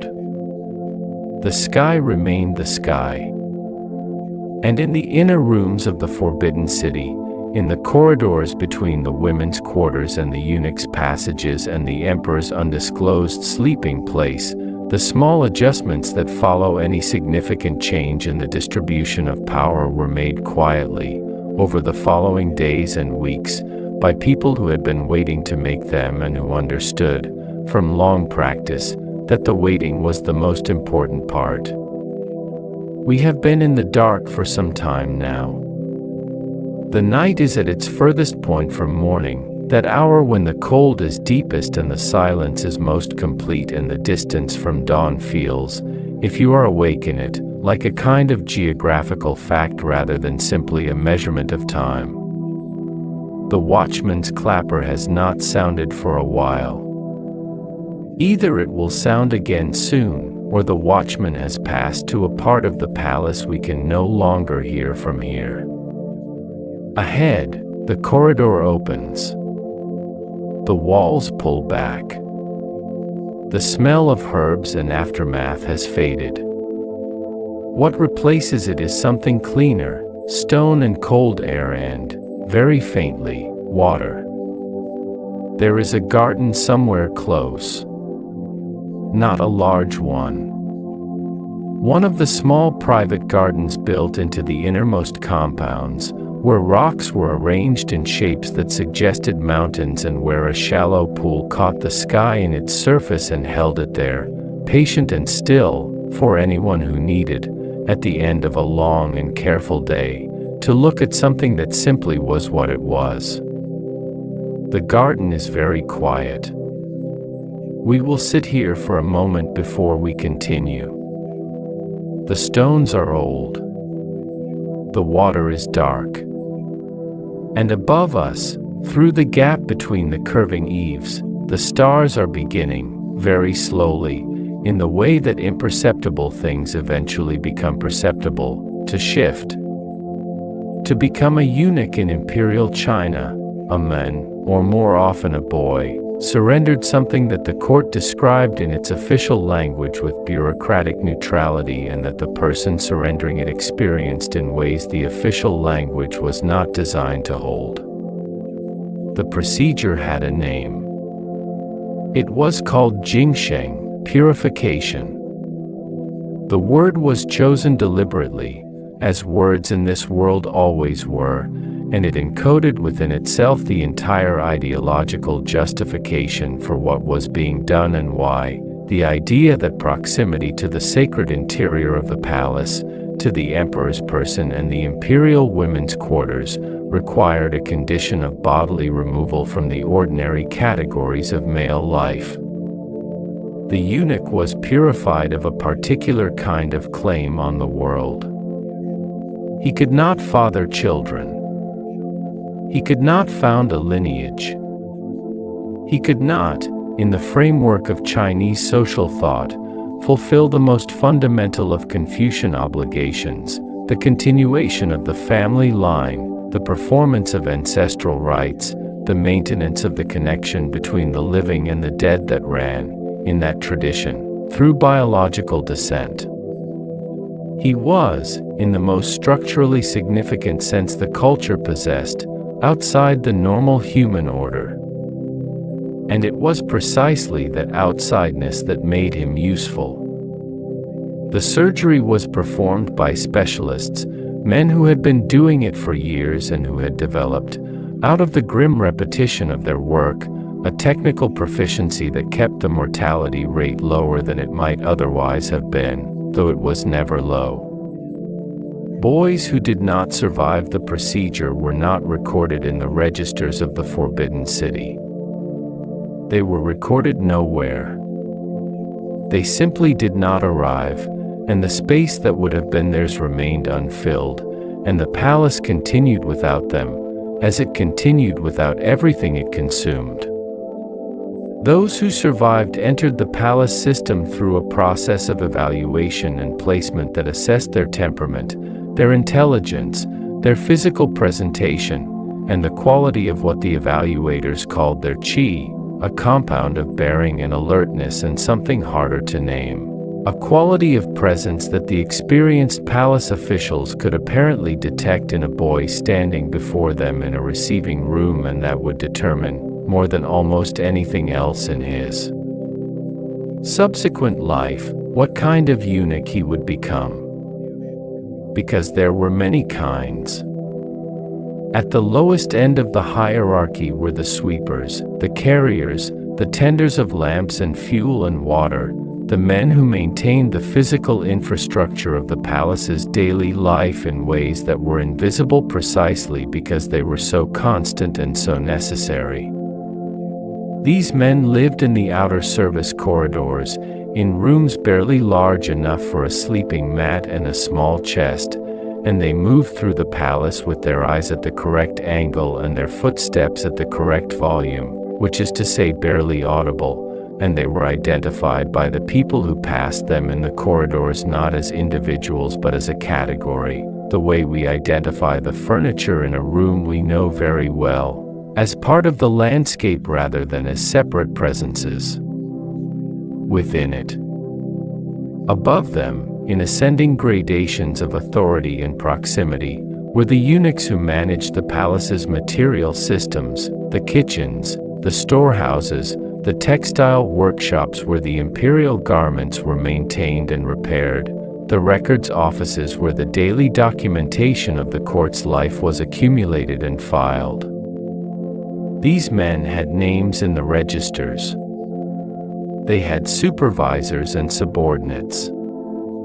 They had access, in their domains, to information and resources that translated, carefully managed, into influence, not the dramatic influence of court politics at its highest levels, but the quiet, granular influence of the person who knows where everything is and who controls whether it gets where it is going on time. And at the apex of this parallel hierarchy, the hierarchy that ran alongside the official Confucian bureaucracy like a shadow government operating in the same space, were the men who had accumulated, through decades of proximity and patience and the specific intelligence that the palace environment selected for and rewarded, something that looked, from the outside, very much like power. Real power. The kind that did not require a title to operate, because it was woven into the fabric of access itself. The eunuch's most fundamental tool was presence. He was there. In the rooms where decisions were made, in the corridors where information traveled between those rooms, in the antechambers where officials waited to be admitted to audiences that the eunuch controlled the scheduling of. He was there when the emperor was tired and therefore more susceptible to framing. He was there when the emperor was ill and therefore more dependent on the people immediately around him.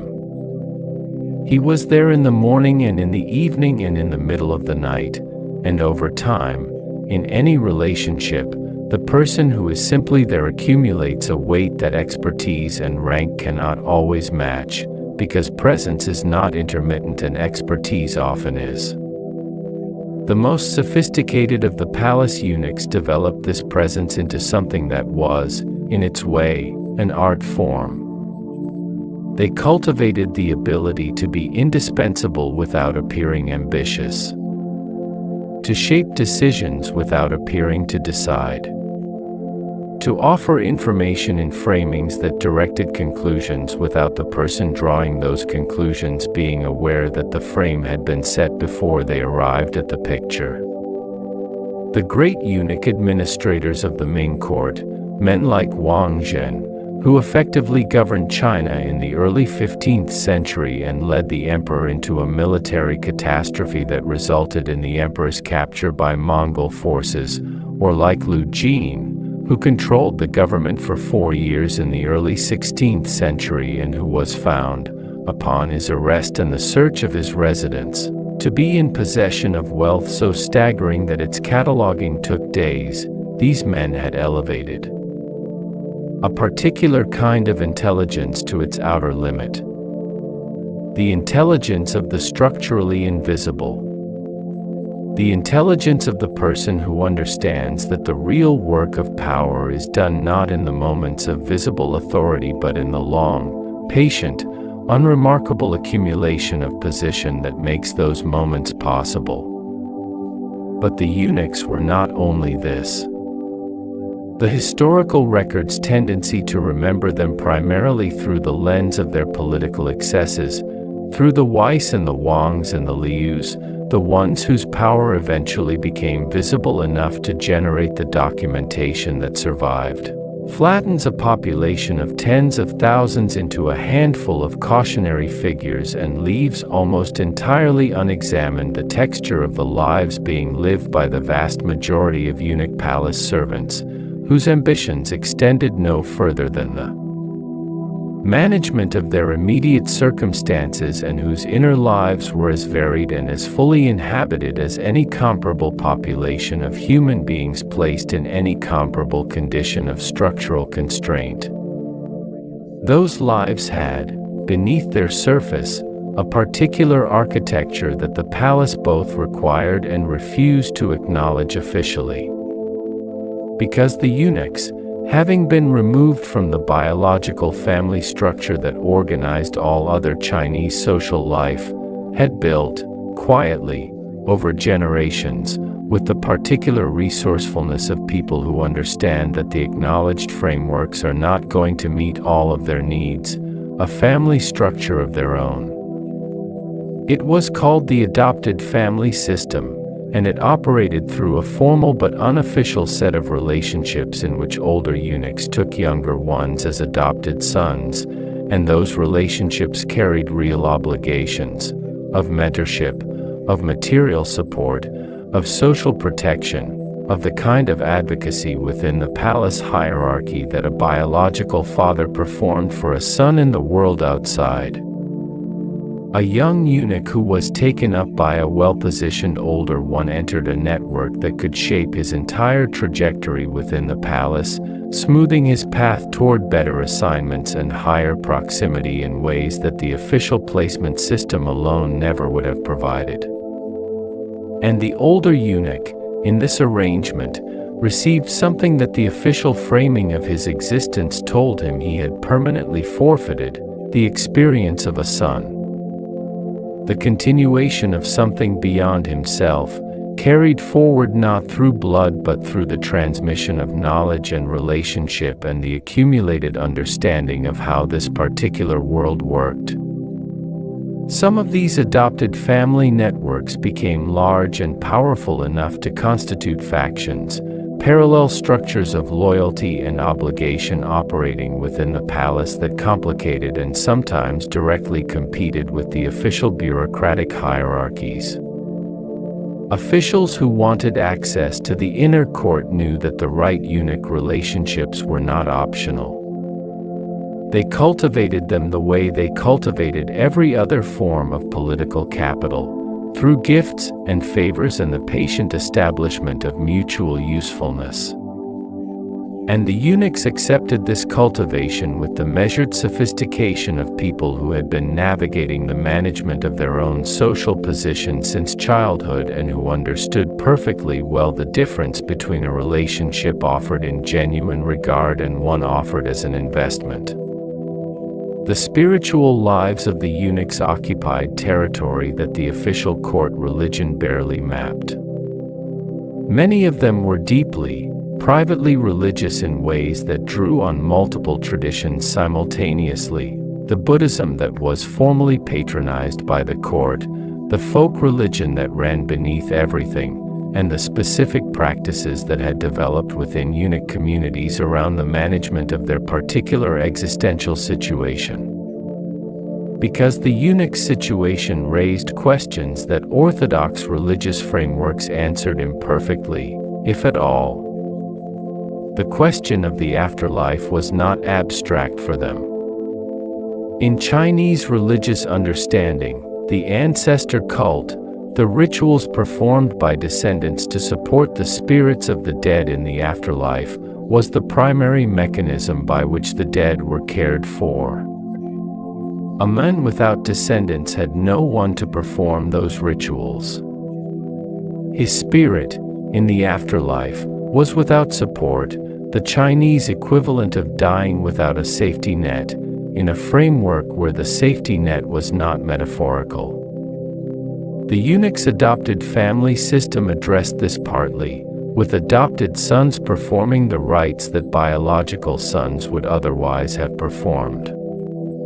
But the anxiety remained, and it expressed itself in the enormous patronage that eunuchs extended, disproportionate to their numbers, toward Buddhist monasteries, institutions that performed prayers for the dead professionally and that offered, through the doctrine of karmic merit, an alternative path to spiritual security that did not depend on the biological lineage the eunuchs could not have.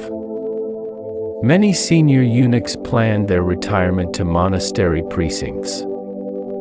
Many of them funded the construction of temple buildings that bore their names, a form of commemoration available to men who could not be commemorated in the ancestral tablets of a family hall, because they had no family hall, because the family structure that created and maintained such halls had been closed to them before they were old enough to fully understand what they were losing.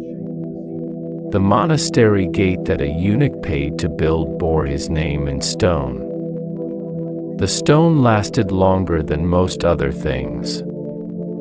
In a world that had removed so many of the ordinary mechanisms by which a person made themselves persistent in the memory of other people, stone was not nothing. Stone was something.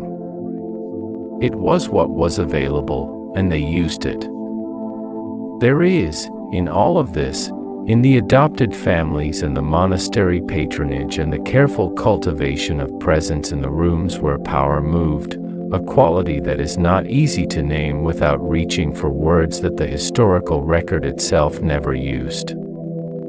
a quality of adaptation, of the human capacity to construct meaning and relationship and continuity within conditions that were designed, structurally and apparently intentionally, to make those things impossible.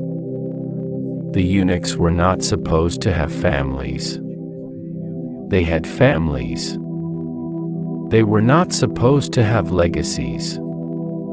They built them from what was available: stone, relationship, the memory of the people they had served and protected and sometimes betrayed and sometimes genuinely loved, in the wordless complicated way that proximity over decades produces something that has no clean name but that anyone who has experienced it recognizes immediately when they encounter its description.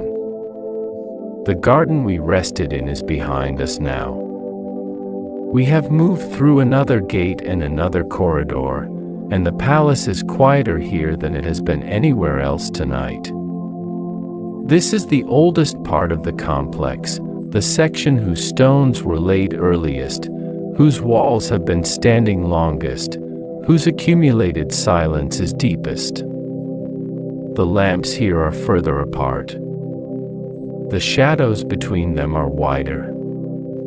The air carries something that is not quite sound, a frequency below hearing, perhaps, or simply the particular quality of attention that very old places sometimes produce in people who are awake inside them in the dark. We are coming, now, to the place where the whole story turns. Where the surface of what the court performed each day and the reality of what it managed beneath that performance came closest together. Where the machinery was most visible, and therefore, paradoxically, most carefully hidden. Where the last secrets of the Forbidden City are kept not in documents but in the texture of the stones themselves, worn smooth by the passage of feet that are no longer here, carrying things that were never written down, in the service of a world that is gone in every way except this one, the way it continues to press itself, faintly and persistently, against the interior of the dark. We are almost at the end. But not quite yet. The night has one more room to show us. Every dynasty in Chinese history ended. That was the one thing the mandate of heaven guaranteed with perfect consistency, not that the mandate would be held forever, but that it would eventually be withdrawn. The question was never whether, but when, and in what manner, and with how much noise, and whether the people inside the walls would see it coming or whether they would be, as the last inhabitants of great systems so often are, the last to know. The Qing dynasty, the last dynasty, the one that built its ceremonial life inside the Forbidden City's already ancient bones, layering its own Manchu rituals over the Ming foundations the way successive inhabitants of an old house will paint over the previous colors without fully erasing them, lasted for nearly 3 centuries before it began to come apart. And then the coming apart took another century, slow and fast in alternating measure, full of the particular quality of historical unraveling that looks, from the outside and in retrospect, like inevitability, but that felt, from the inside and in the living of it, like a series of specific crises, each one manageable, each one survived, right up until the one that was not. The world outside the walls had been changing in ways that the walls, by design, muffled. That was partly their purpose, not merely to keep the outside out, but to keep the inside insulated from the rhythms of the ordinary world, to maintain the particular atmosphere of suspended, ceremonial time that the court required to function as it had always functioned. Inside the Forbidden City, the seasons turned in their prescribed sequence, the rituals were performed at their prescribed intervals, the astronomical bureau filed its morning reports, and the quality of daily life, at its surfaces, continued to reflect the assumption that the framework within which it was operating was permanent, or at least indefinitely durable. Outside, the 19th century was doing what the 19th century did to every enclosed and self-referential system it encountered. It pressed. It arrived in the form of ships with capabilities that the imperial military could not match, in the form of trade demands that the court's diplomatic vocabulary had no framework for processing, in the form of ideas about governance, about the relationship between a state and its people, about the nature of legitimate authority that moved through populations the way water moves through soil, invisibly and then suddenly everywhere. The Opium Wars.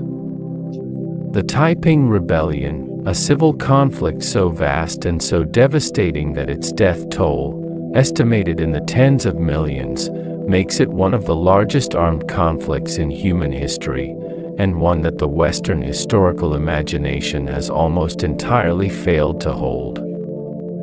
The Boxer Uprising. The burning of the Summer Palace by Anglo-French forces in 1860, a calculated act of cultural destruction whose shock reached the Forbidden City as a particular kind of message, one that the court understood immediately and found no adequate language to answer. Through all of this, the ceremonies continued. The astronomical reports were filed. The incense was lit at the correct hour in the correct shrines. The eunuchs moved through the corridors with their measured steps, carrying their messages between sealed compounds, managing the 10,000 small acts of maintenance that kept the whole structure intact. But the structure was no longer what it had been. Something essential had shifted, not in the rituals themselves, not in the physical fabric of the walls and halls and courtyards, but in the relationship between what the rituals claimed and what the world outside the walls was demonstrating, daily, to be true. The ceremony said one thing. The ships in the harbor said another. And the court, which had always understood that its legitimacy rested on the story it told about itself, on the continuous performance of cosmic certainty, found itself in the position of performing certainty in front of an audience that was no longer, quite, believing. The Empress Dowager Cixi navigated this terrain for nearly half a century with an intelligence and a pragmatism that the court's official ideology could barely accommodate, and that her critics, both contemporary and subsequent, have never quite been able to evaluate without the distortion of their own frameworks intruding. She was conservative in ways that contributed to the dynasty's eventual inability to reform quickly enough to survive. She was also capable, in moments of crisis, of a flexibility and a ruthlessness that the official story of Imperial China had never quite prepared anyone to expect from the woman behind the yellow silk curtain. She watched the world change.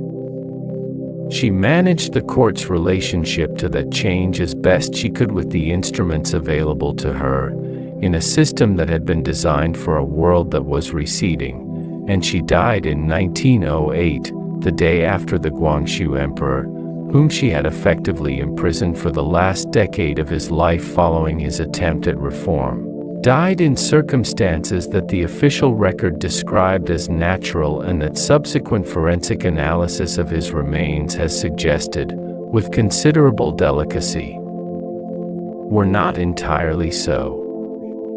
The last emperor of China was a boy of 3 when he ascended the dragon throne in December of 1908.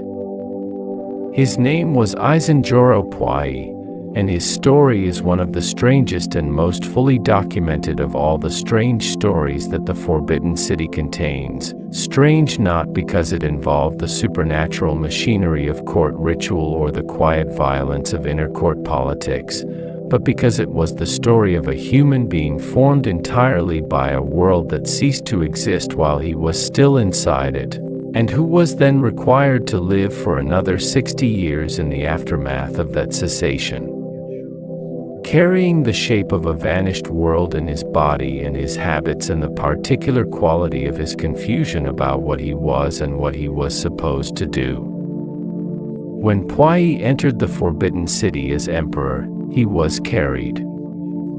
He was too young to walk the full ceremonial distance without tiring, and so he was held in the arms of his father, Prince Chun, who carried him through the gates and the courtyards and up the steps of the Hall of Supreme Harmony to the Dragon Throne, where the child was placed, and who then retreated to his correct position in the ceremonial arrangement.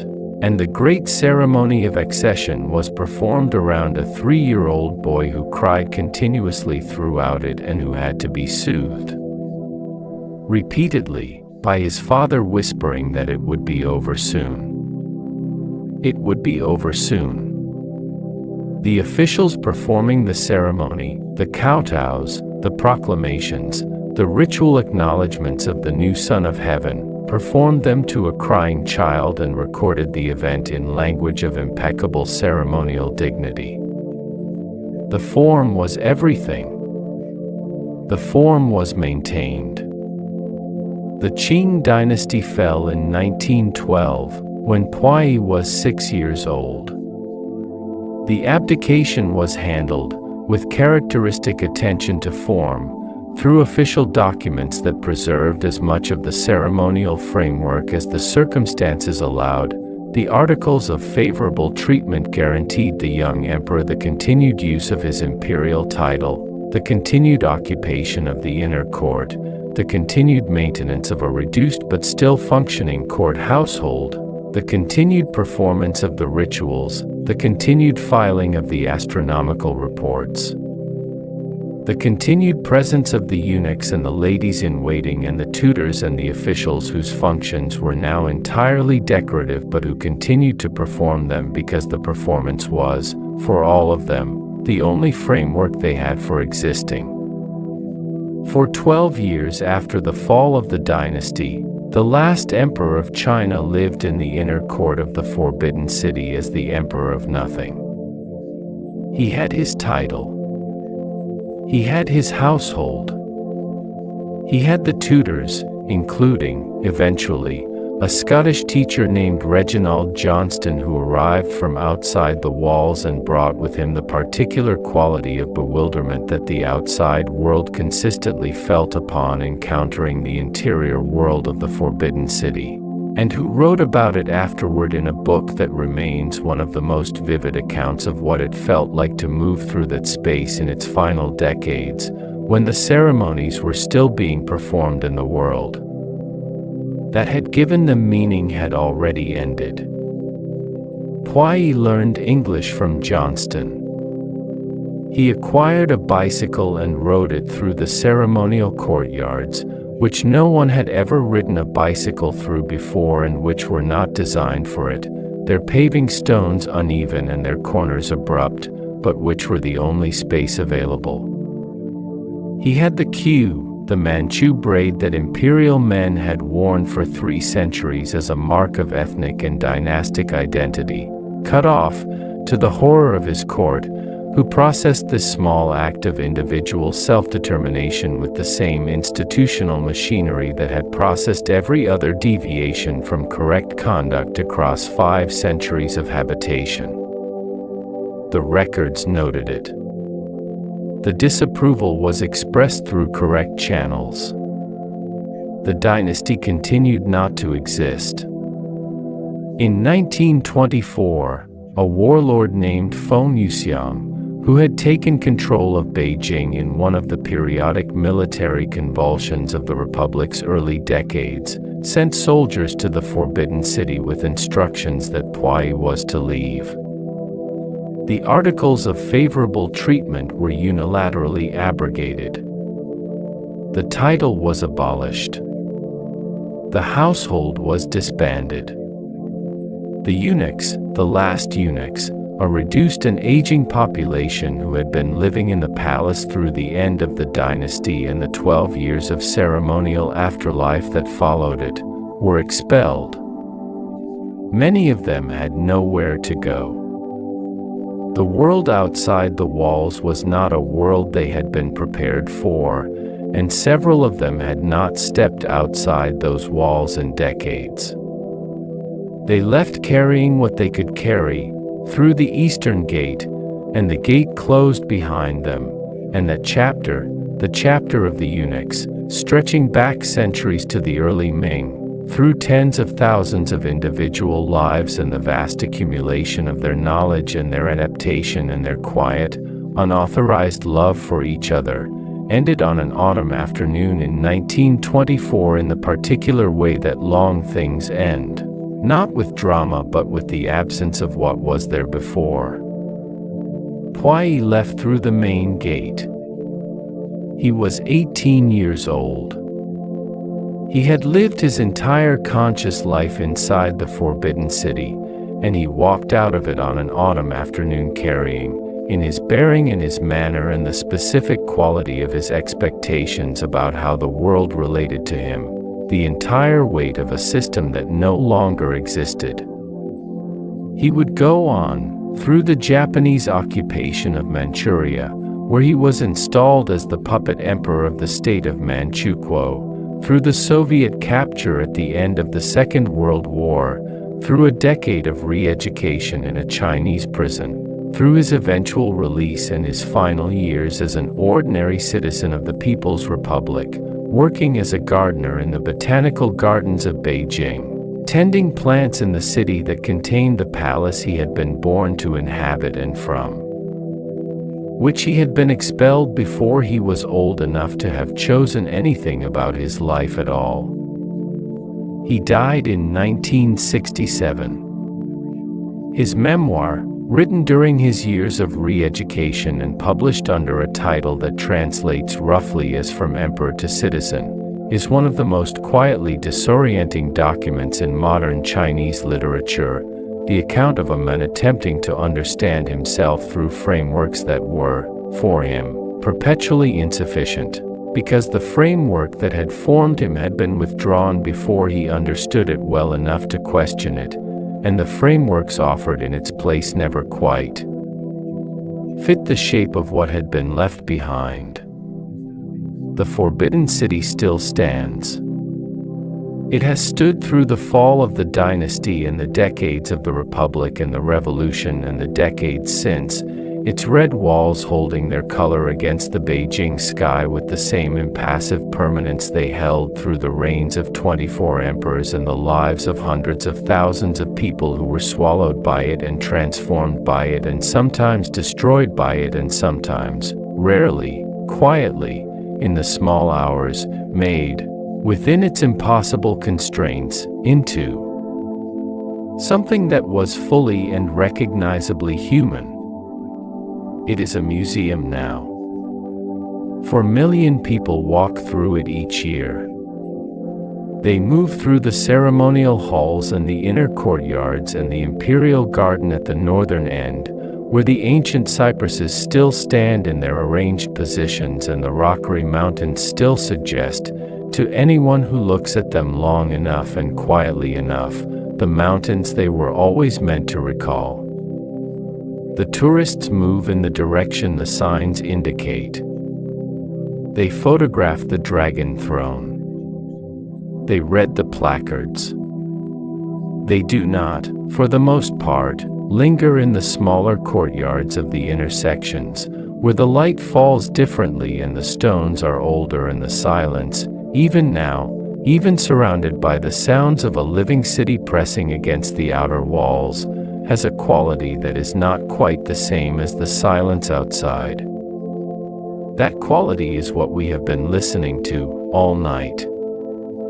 Not the history as it is recorded, but the history as it was lived, the history that exists in the weight of the silence between the official words, in the texture of the stones worn smooth by the passage of feet that had nowhere else to go, in the particular quality of attention that a place develops when it has been the site of enough human experience, compressed and continuous and mostly unrecorded, to become something more than architecture. We are sitting, now, in the imperial garden at the north end of the Forbidden City.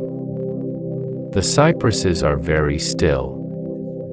The sky above the walls is beginning, barely, at its eastern edge, to consider the possibility of light. Not light yet. The suggestion of the memory of light. The night is not over. But it is no longer entirely the night it was when we arrived. The watchman's clapper sounds. Once. Twice. A long pause, and then a third time. In a few hours, the gates will open. The tourists will come. The signs will point in their correct directions, and the dragon throne will be photographed 10,000 times before noon, and the placards will offer their careful, accurate, necessarily partial accounts of what happened here, and the 4 million people who pass through this place each year will carry away from it whatever it is that a place this old and this dense with human experience transmits to the bodies that move through it, even briefly, even in the middle of an ordinary afternoon, even without knowing exactly what they are receiving. We have been here longer, and we have gone deeper.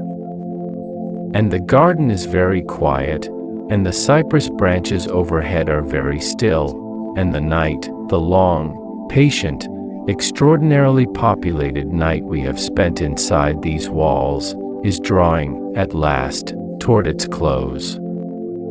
There is one more thing to say. One more room to pass through, before the dawn. There is a room in the northwestern corner of the Forbidden City that most visitors never find.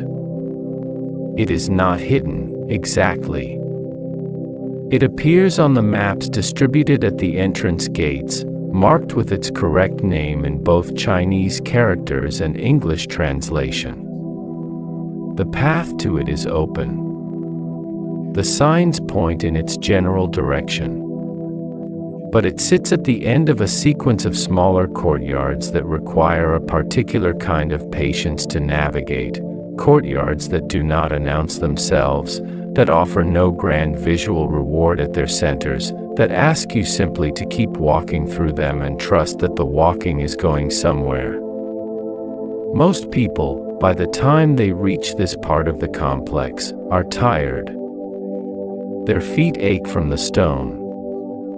Their attention has been fully occupied by the ceremonial halls and the dragon throne and the imperial garden, by everything the palace presents at its center and its surface. And so they turn back. They follow the main corridor toward the southern exit and they leave, carrying what they have seen, and the northwestern corner remains, as it has always remained, for the ones who keep walking. The room, when you reach it, is small. Its proportions are human in a way that the great ceremonial halls are not, a space scaled for a person rather than for the performance of divinity. The walls are plain. The ceiling is lower than you expect after hours inside the palace's grandeur.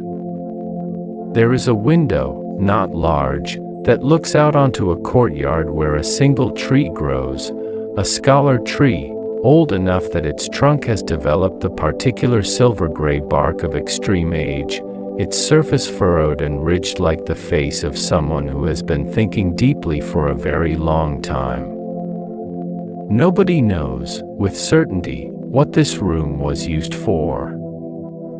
The records are incomplete, or ambiguous, or simply silent in the way that the records of private, interior life inside the Forbidden City are so often silent, not because nothing happened here, but because what happened here was not the kind of thing that the official record was designed to preserve.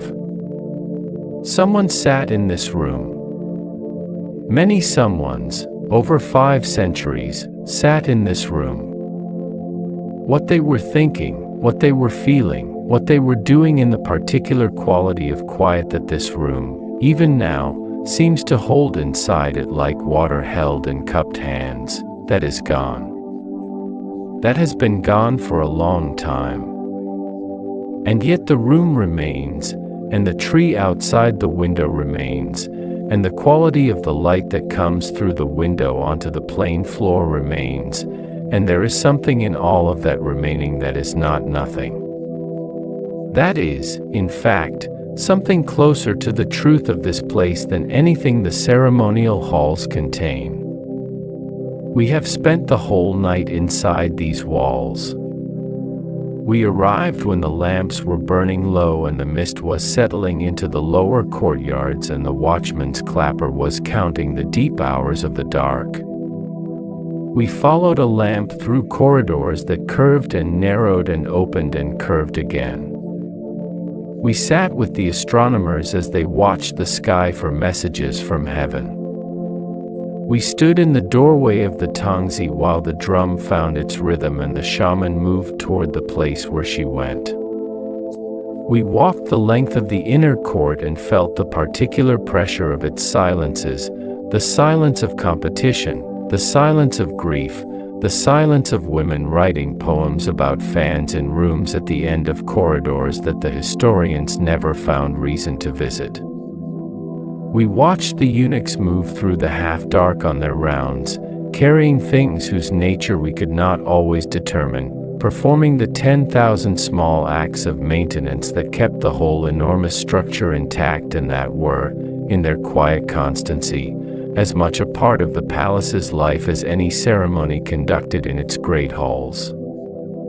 We stood at the bedside of emperors who could not choose where they slept, who were watched and recorded and isolated from everything ordinary, who sometimes broke and sometimes disappeared and sometimes found, in the interior of their impossible situation, a small warm room of genuine humanity, a bicycle, a woodworking bench, a friendship with a Scottish teacher who brought the outside world in through a gate in his coat pocket.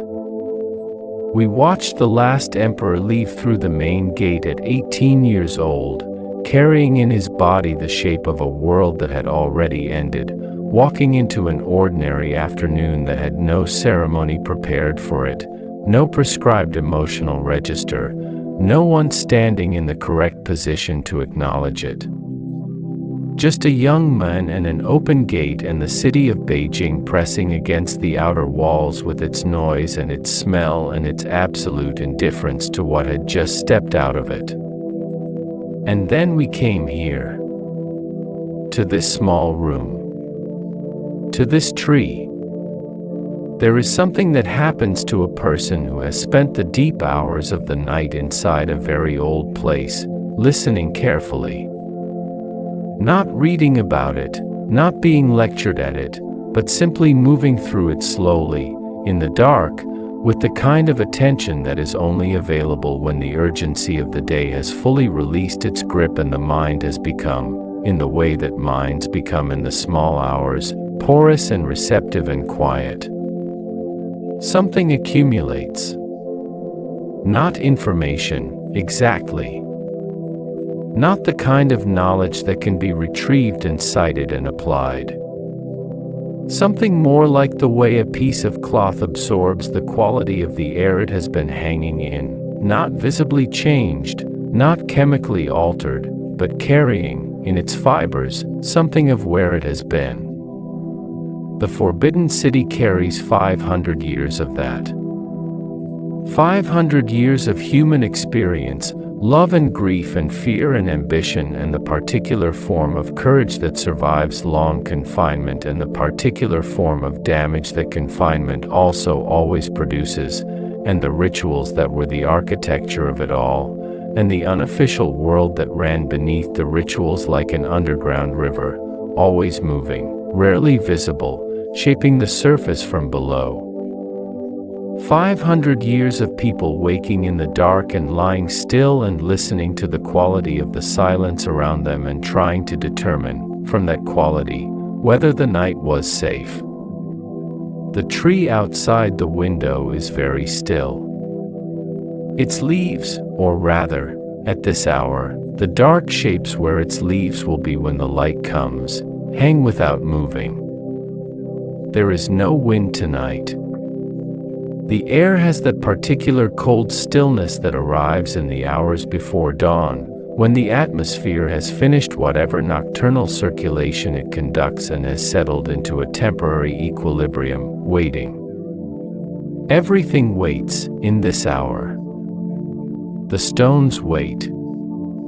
The curved rooftops wait, their ceramic animals frozen at the corners in their permanent postures of protection, facing outward into the dark with expressions that are neither welcoming nor hostile but simply watchful, the way very old guardians are watchful, not expecting trouble, simply remaining at their post because remaining is what they do.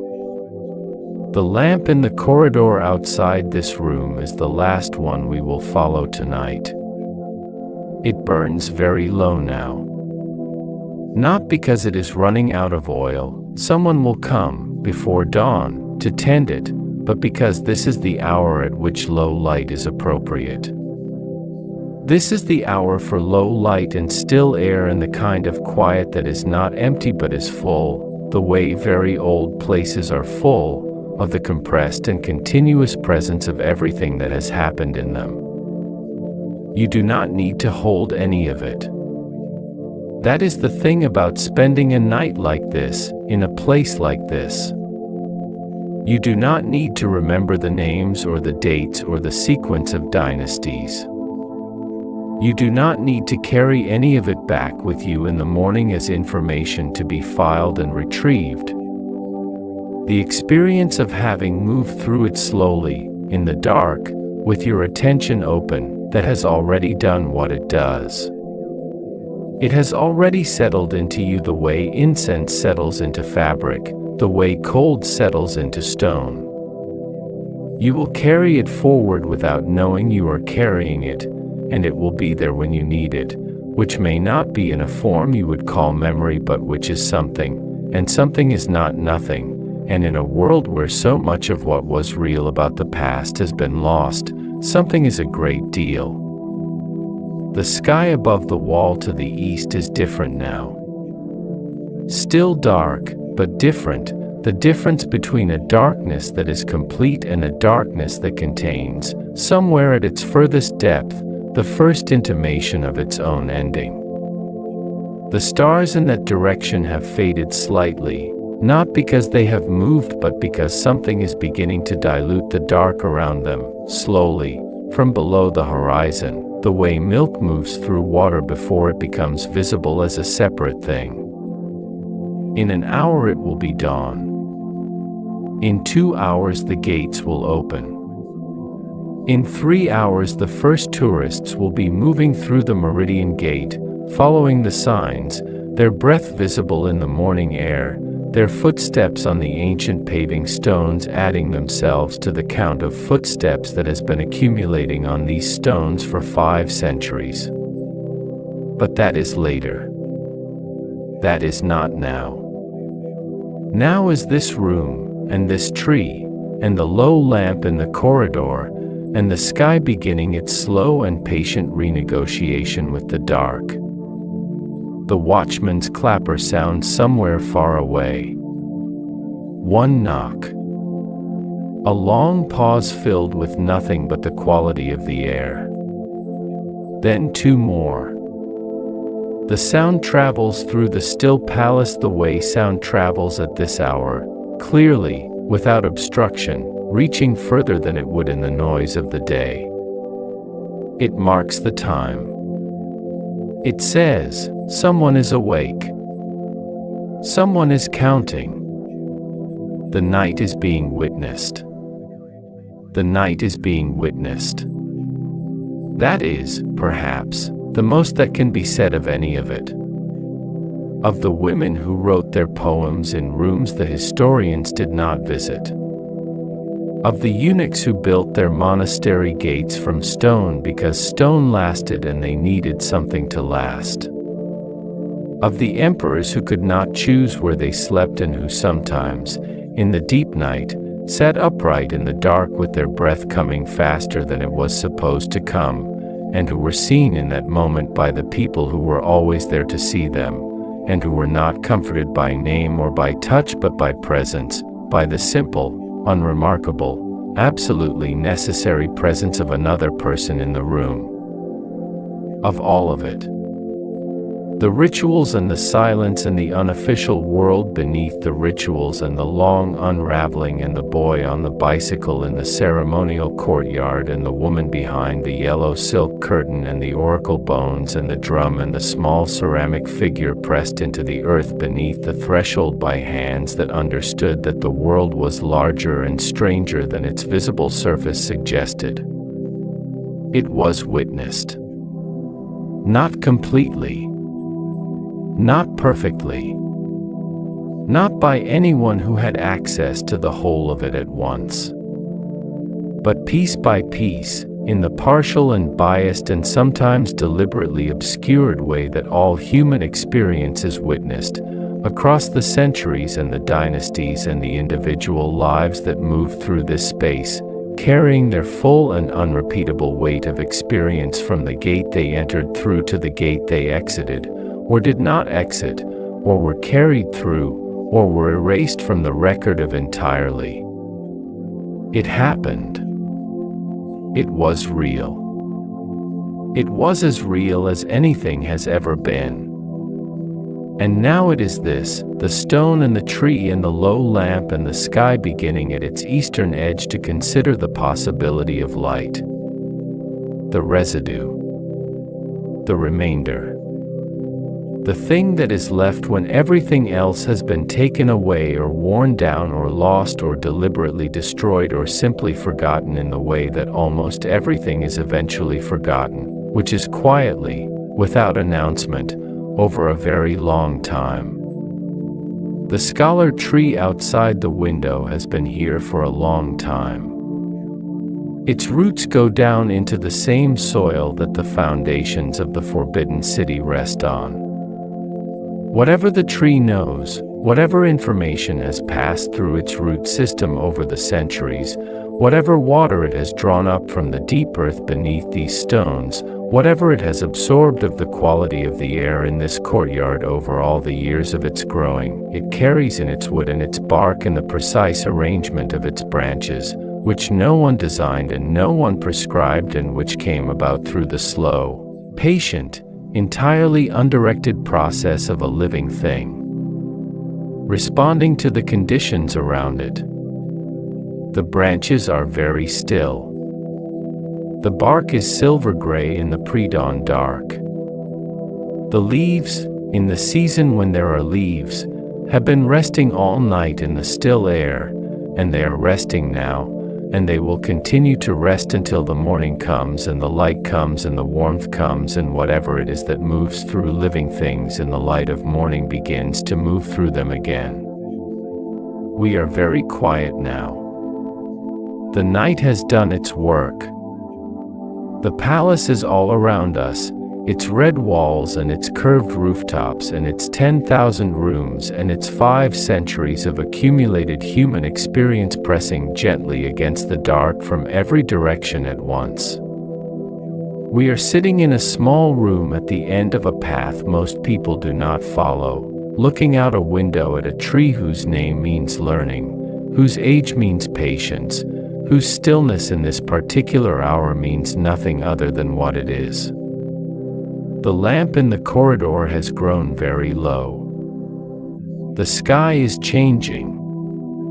Something in the walls is breathing, slowly, evenly, the way old things breathe, in and out, carrying the night forward on its slow tide toward morning, the way nights have always moved toward mornings in this place, in the long unbroken sequence of mornings and nights and mornings again that is the only record some things leave.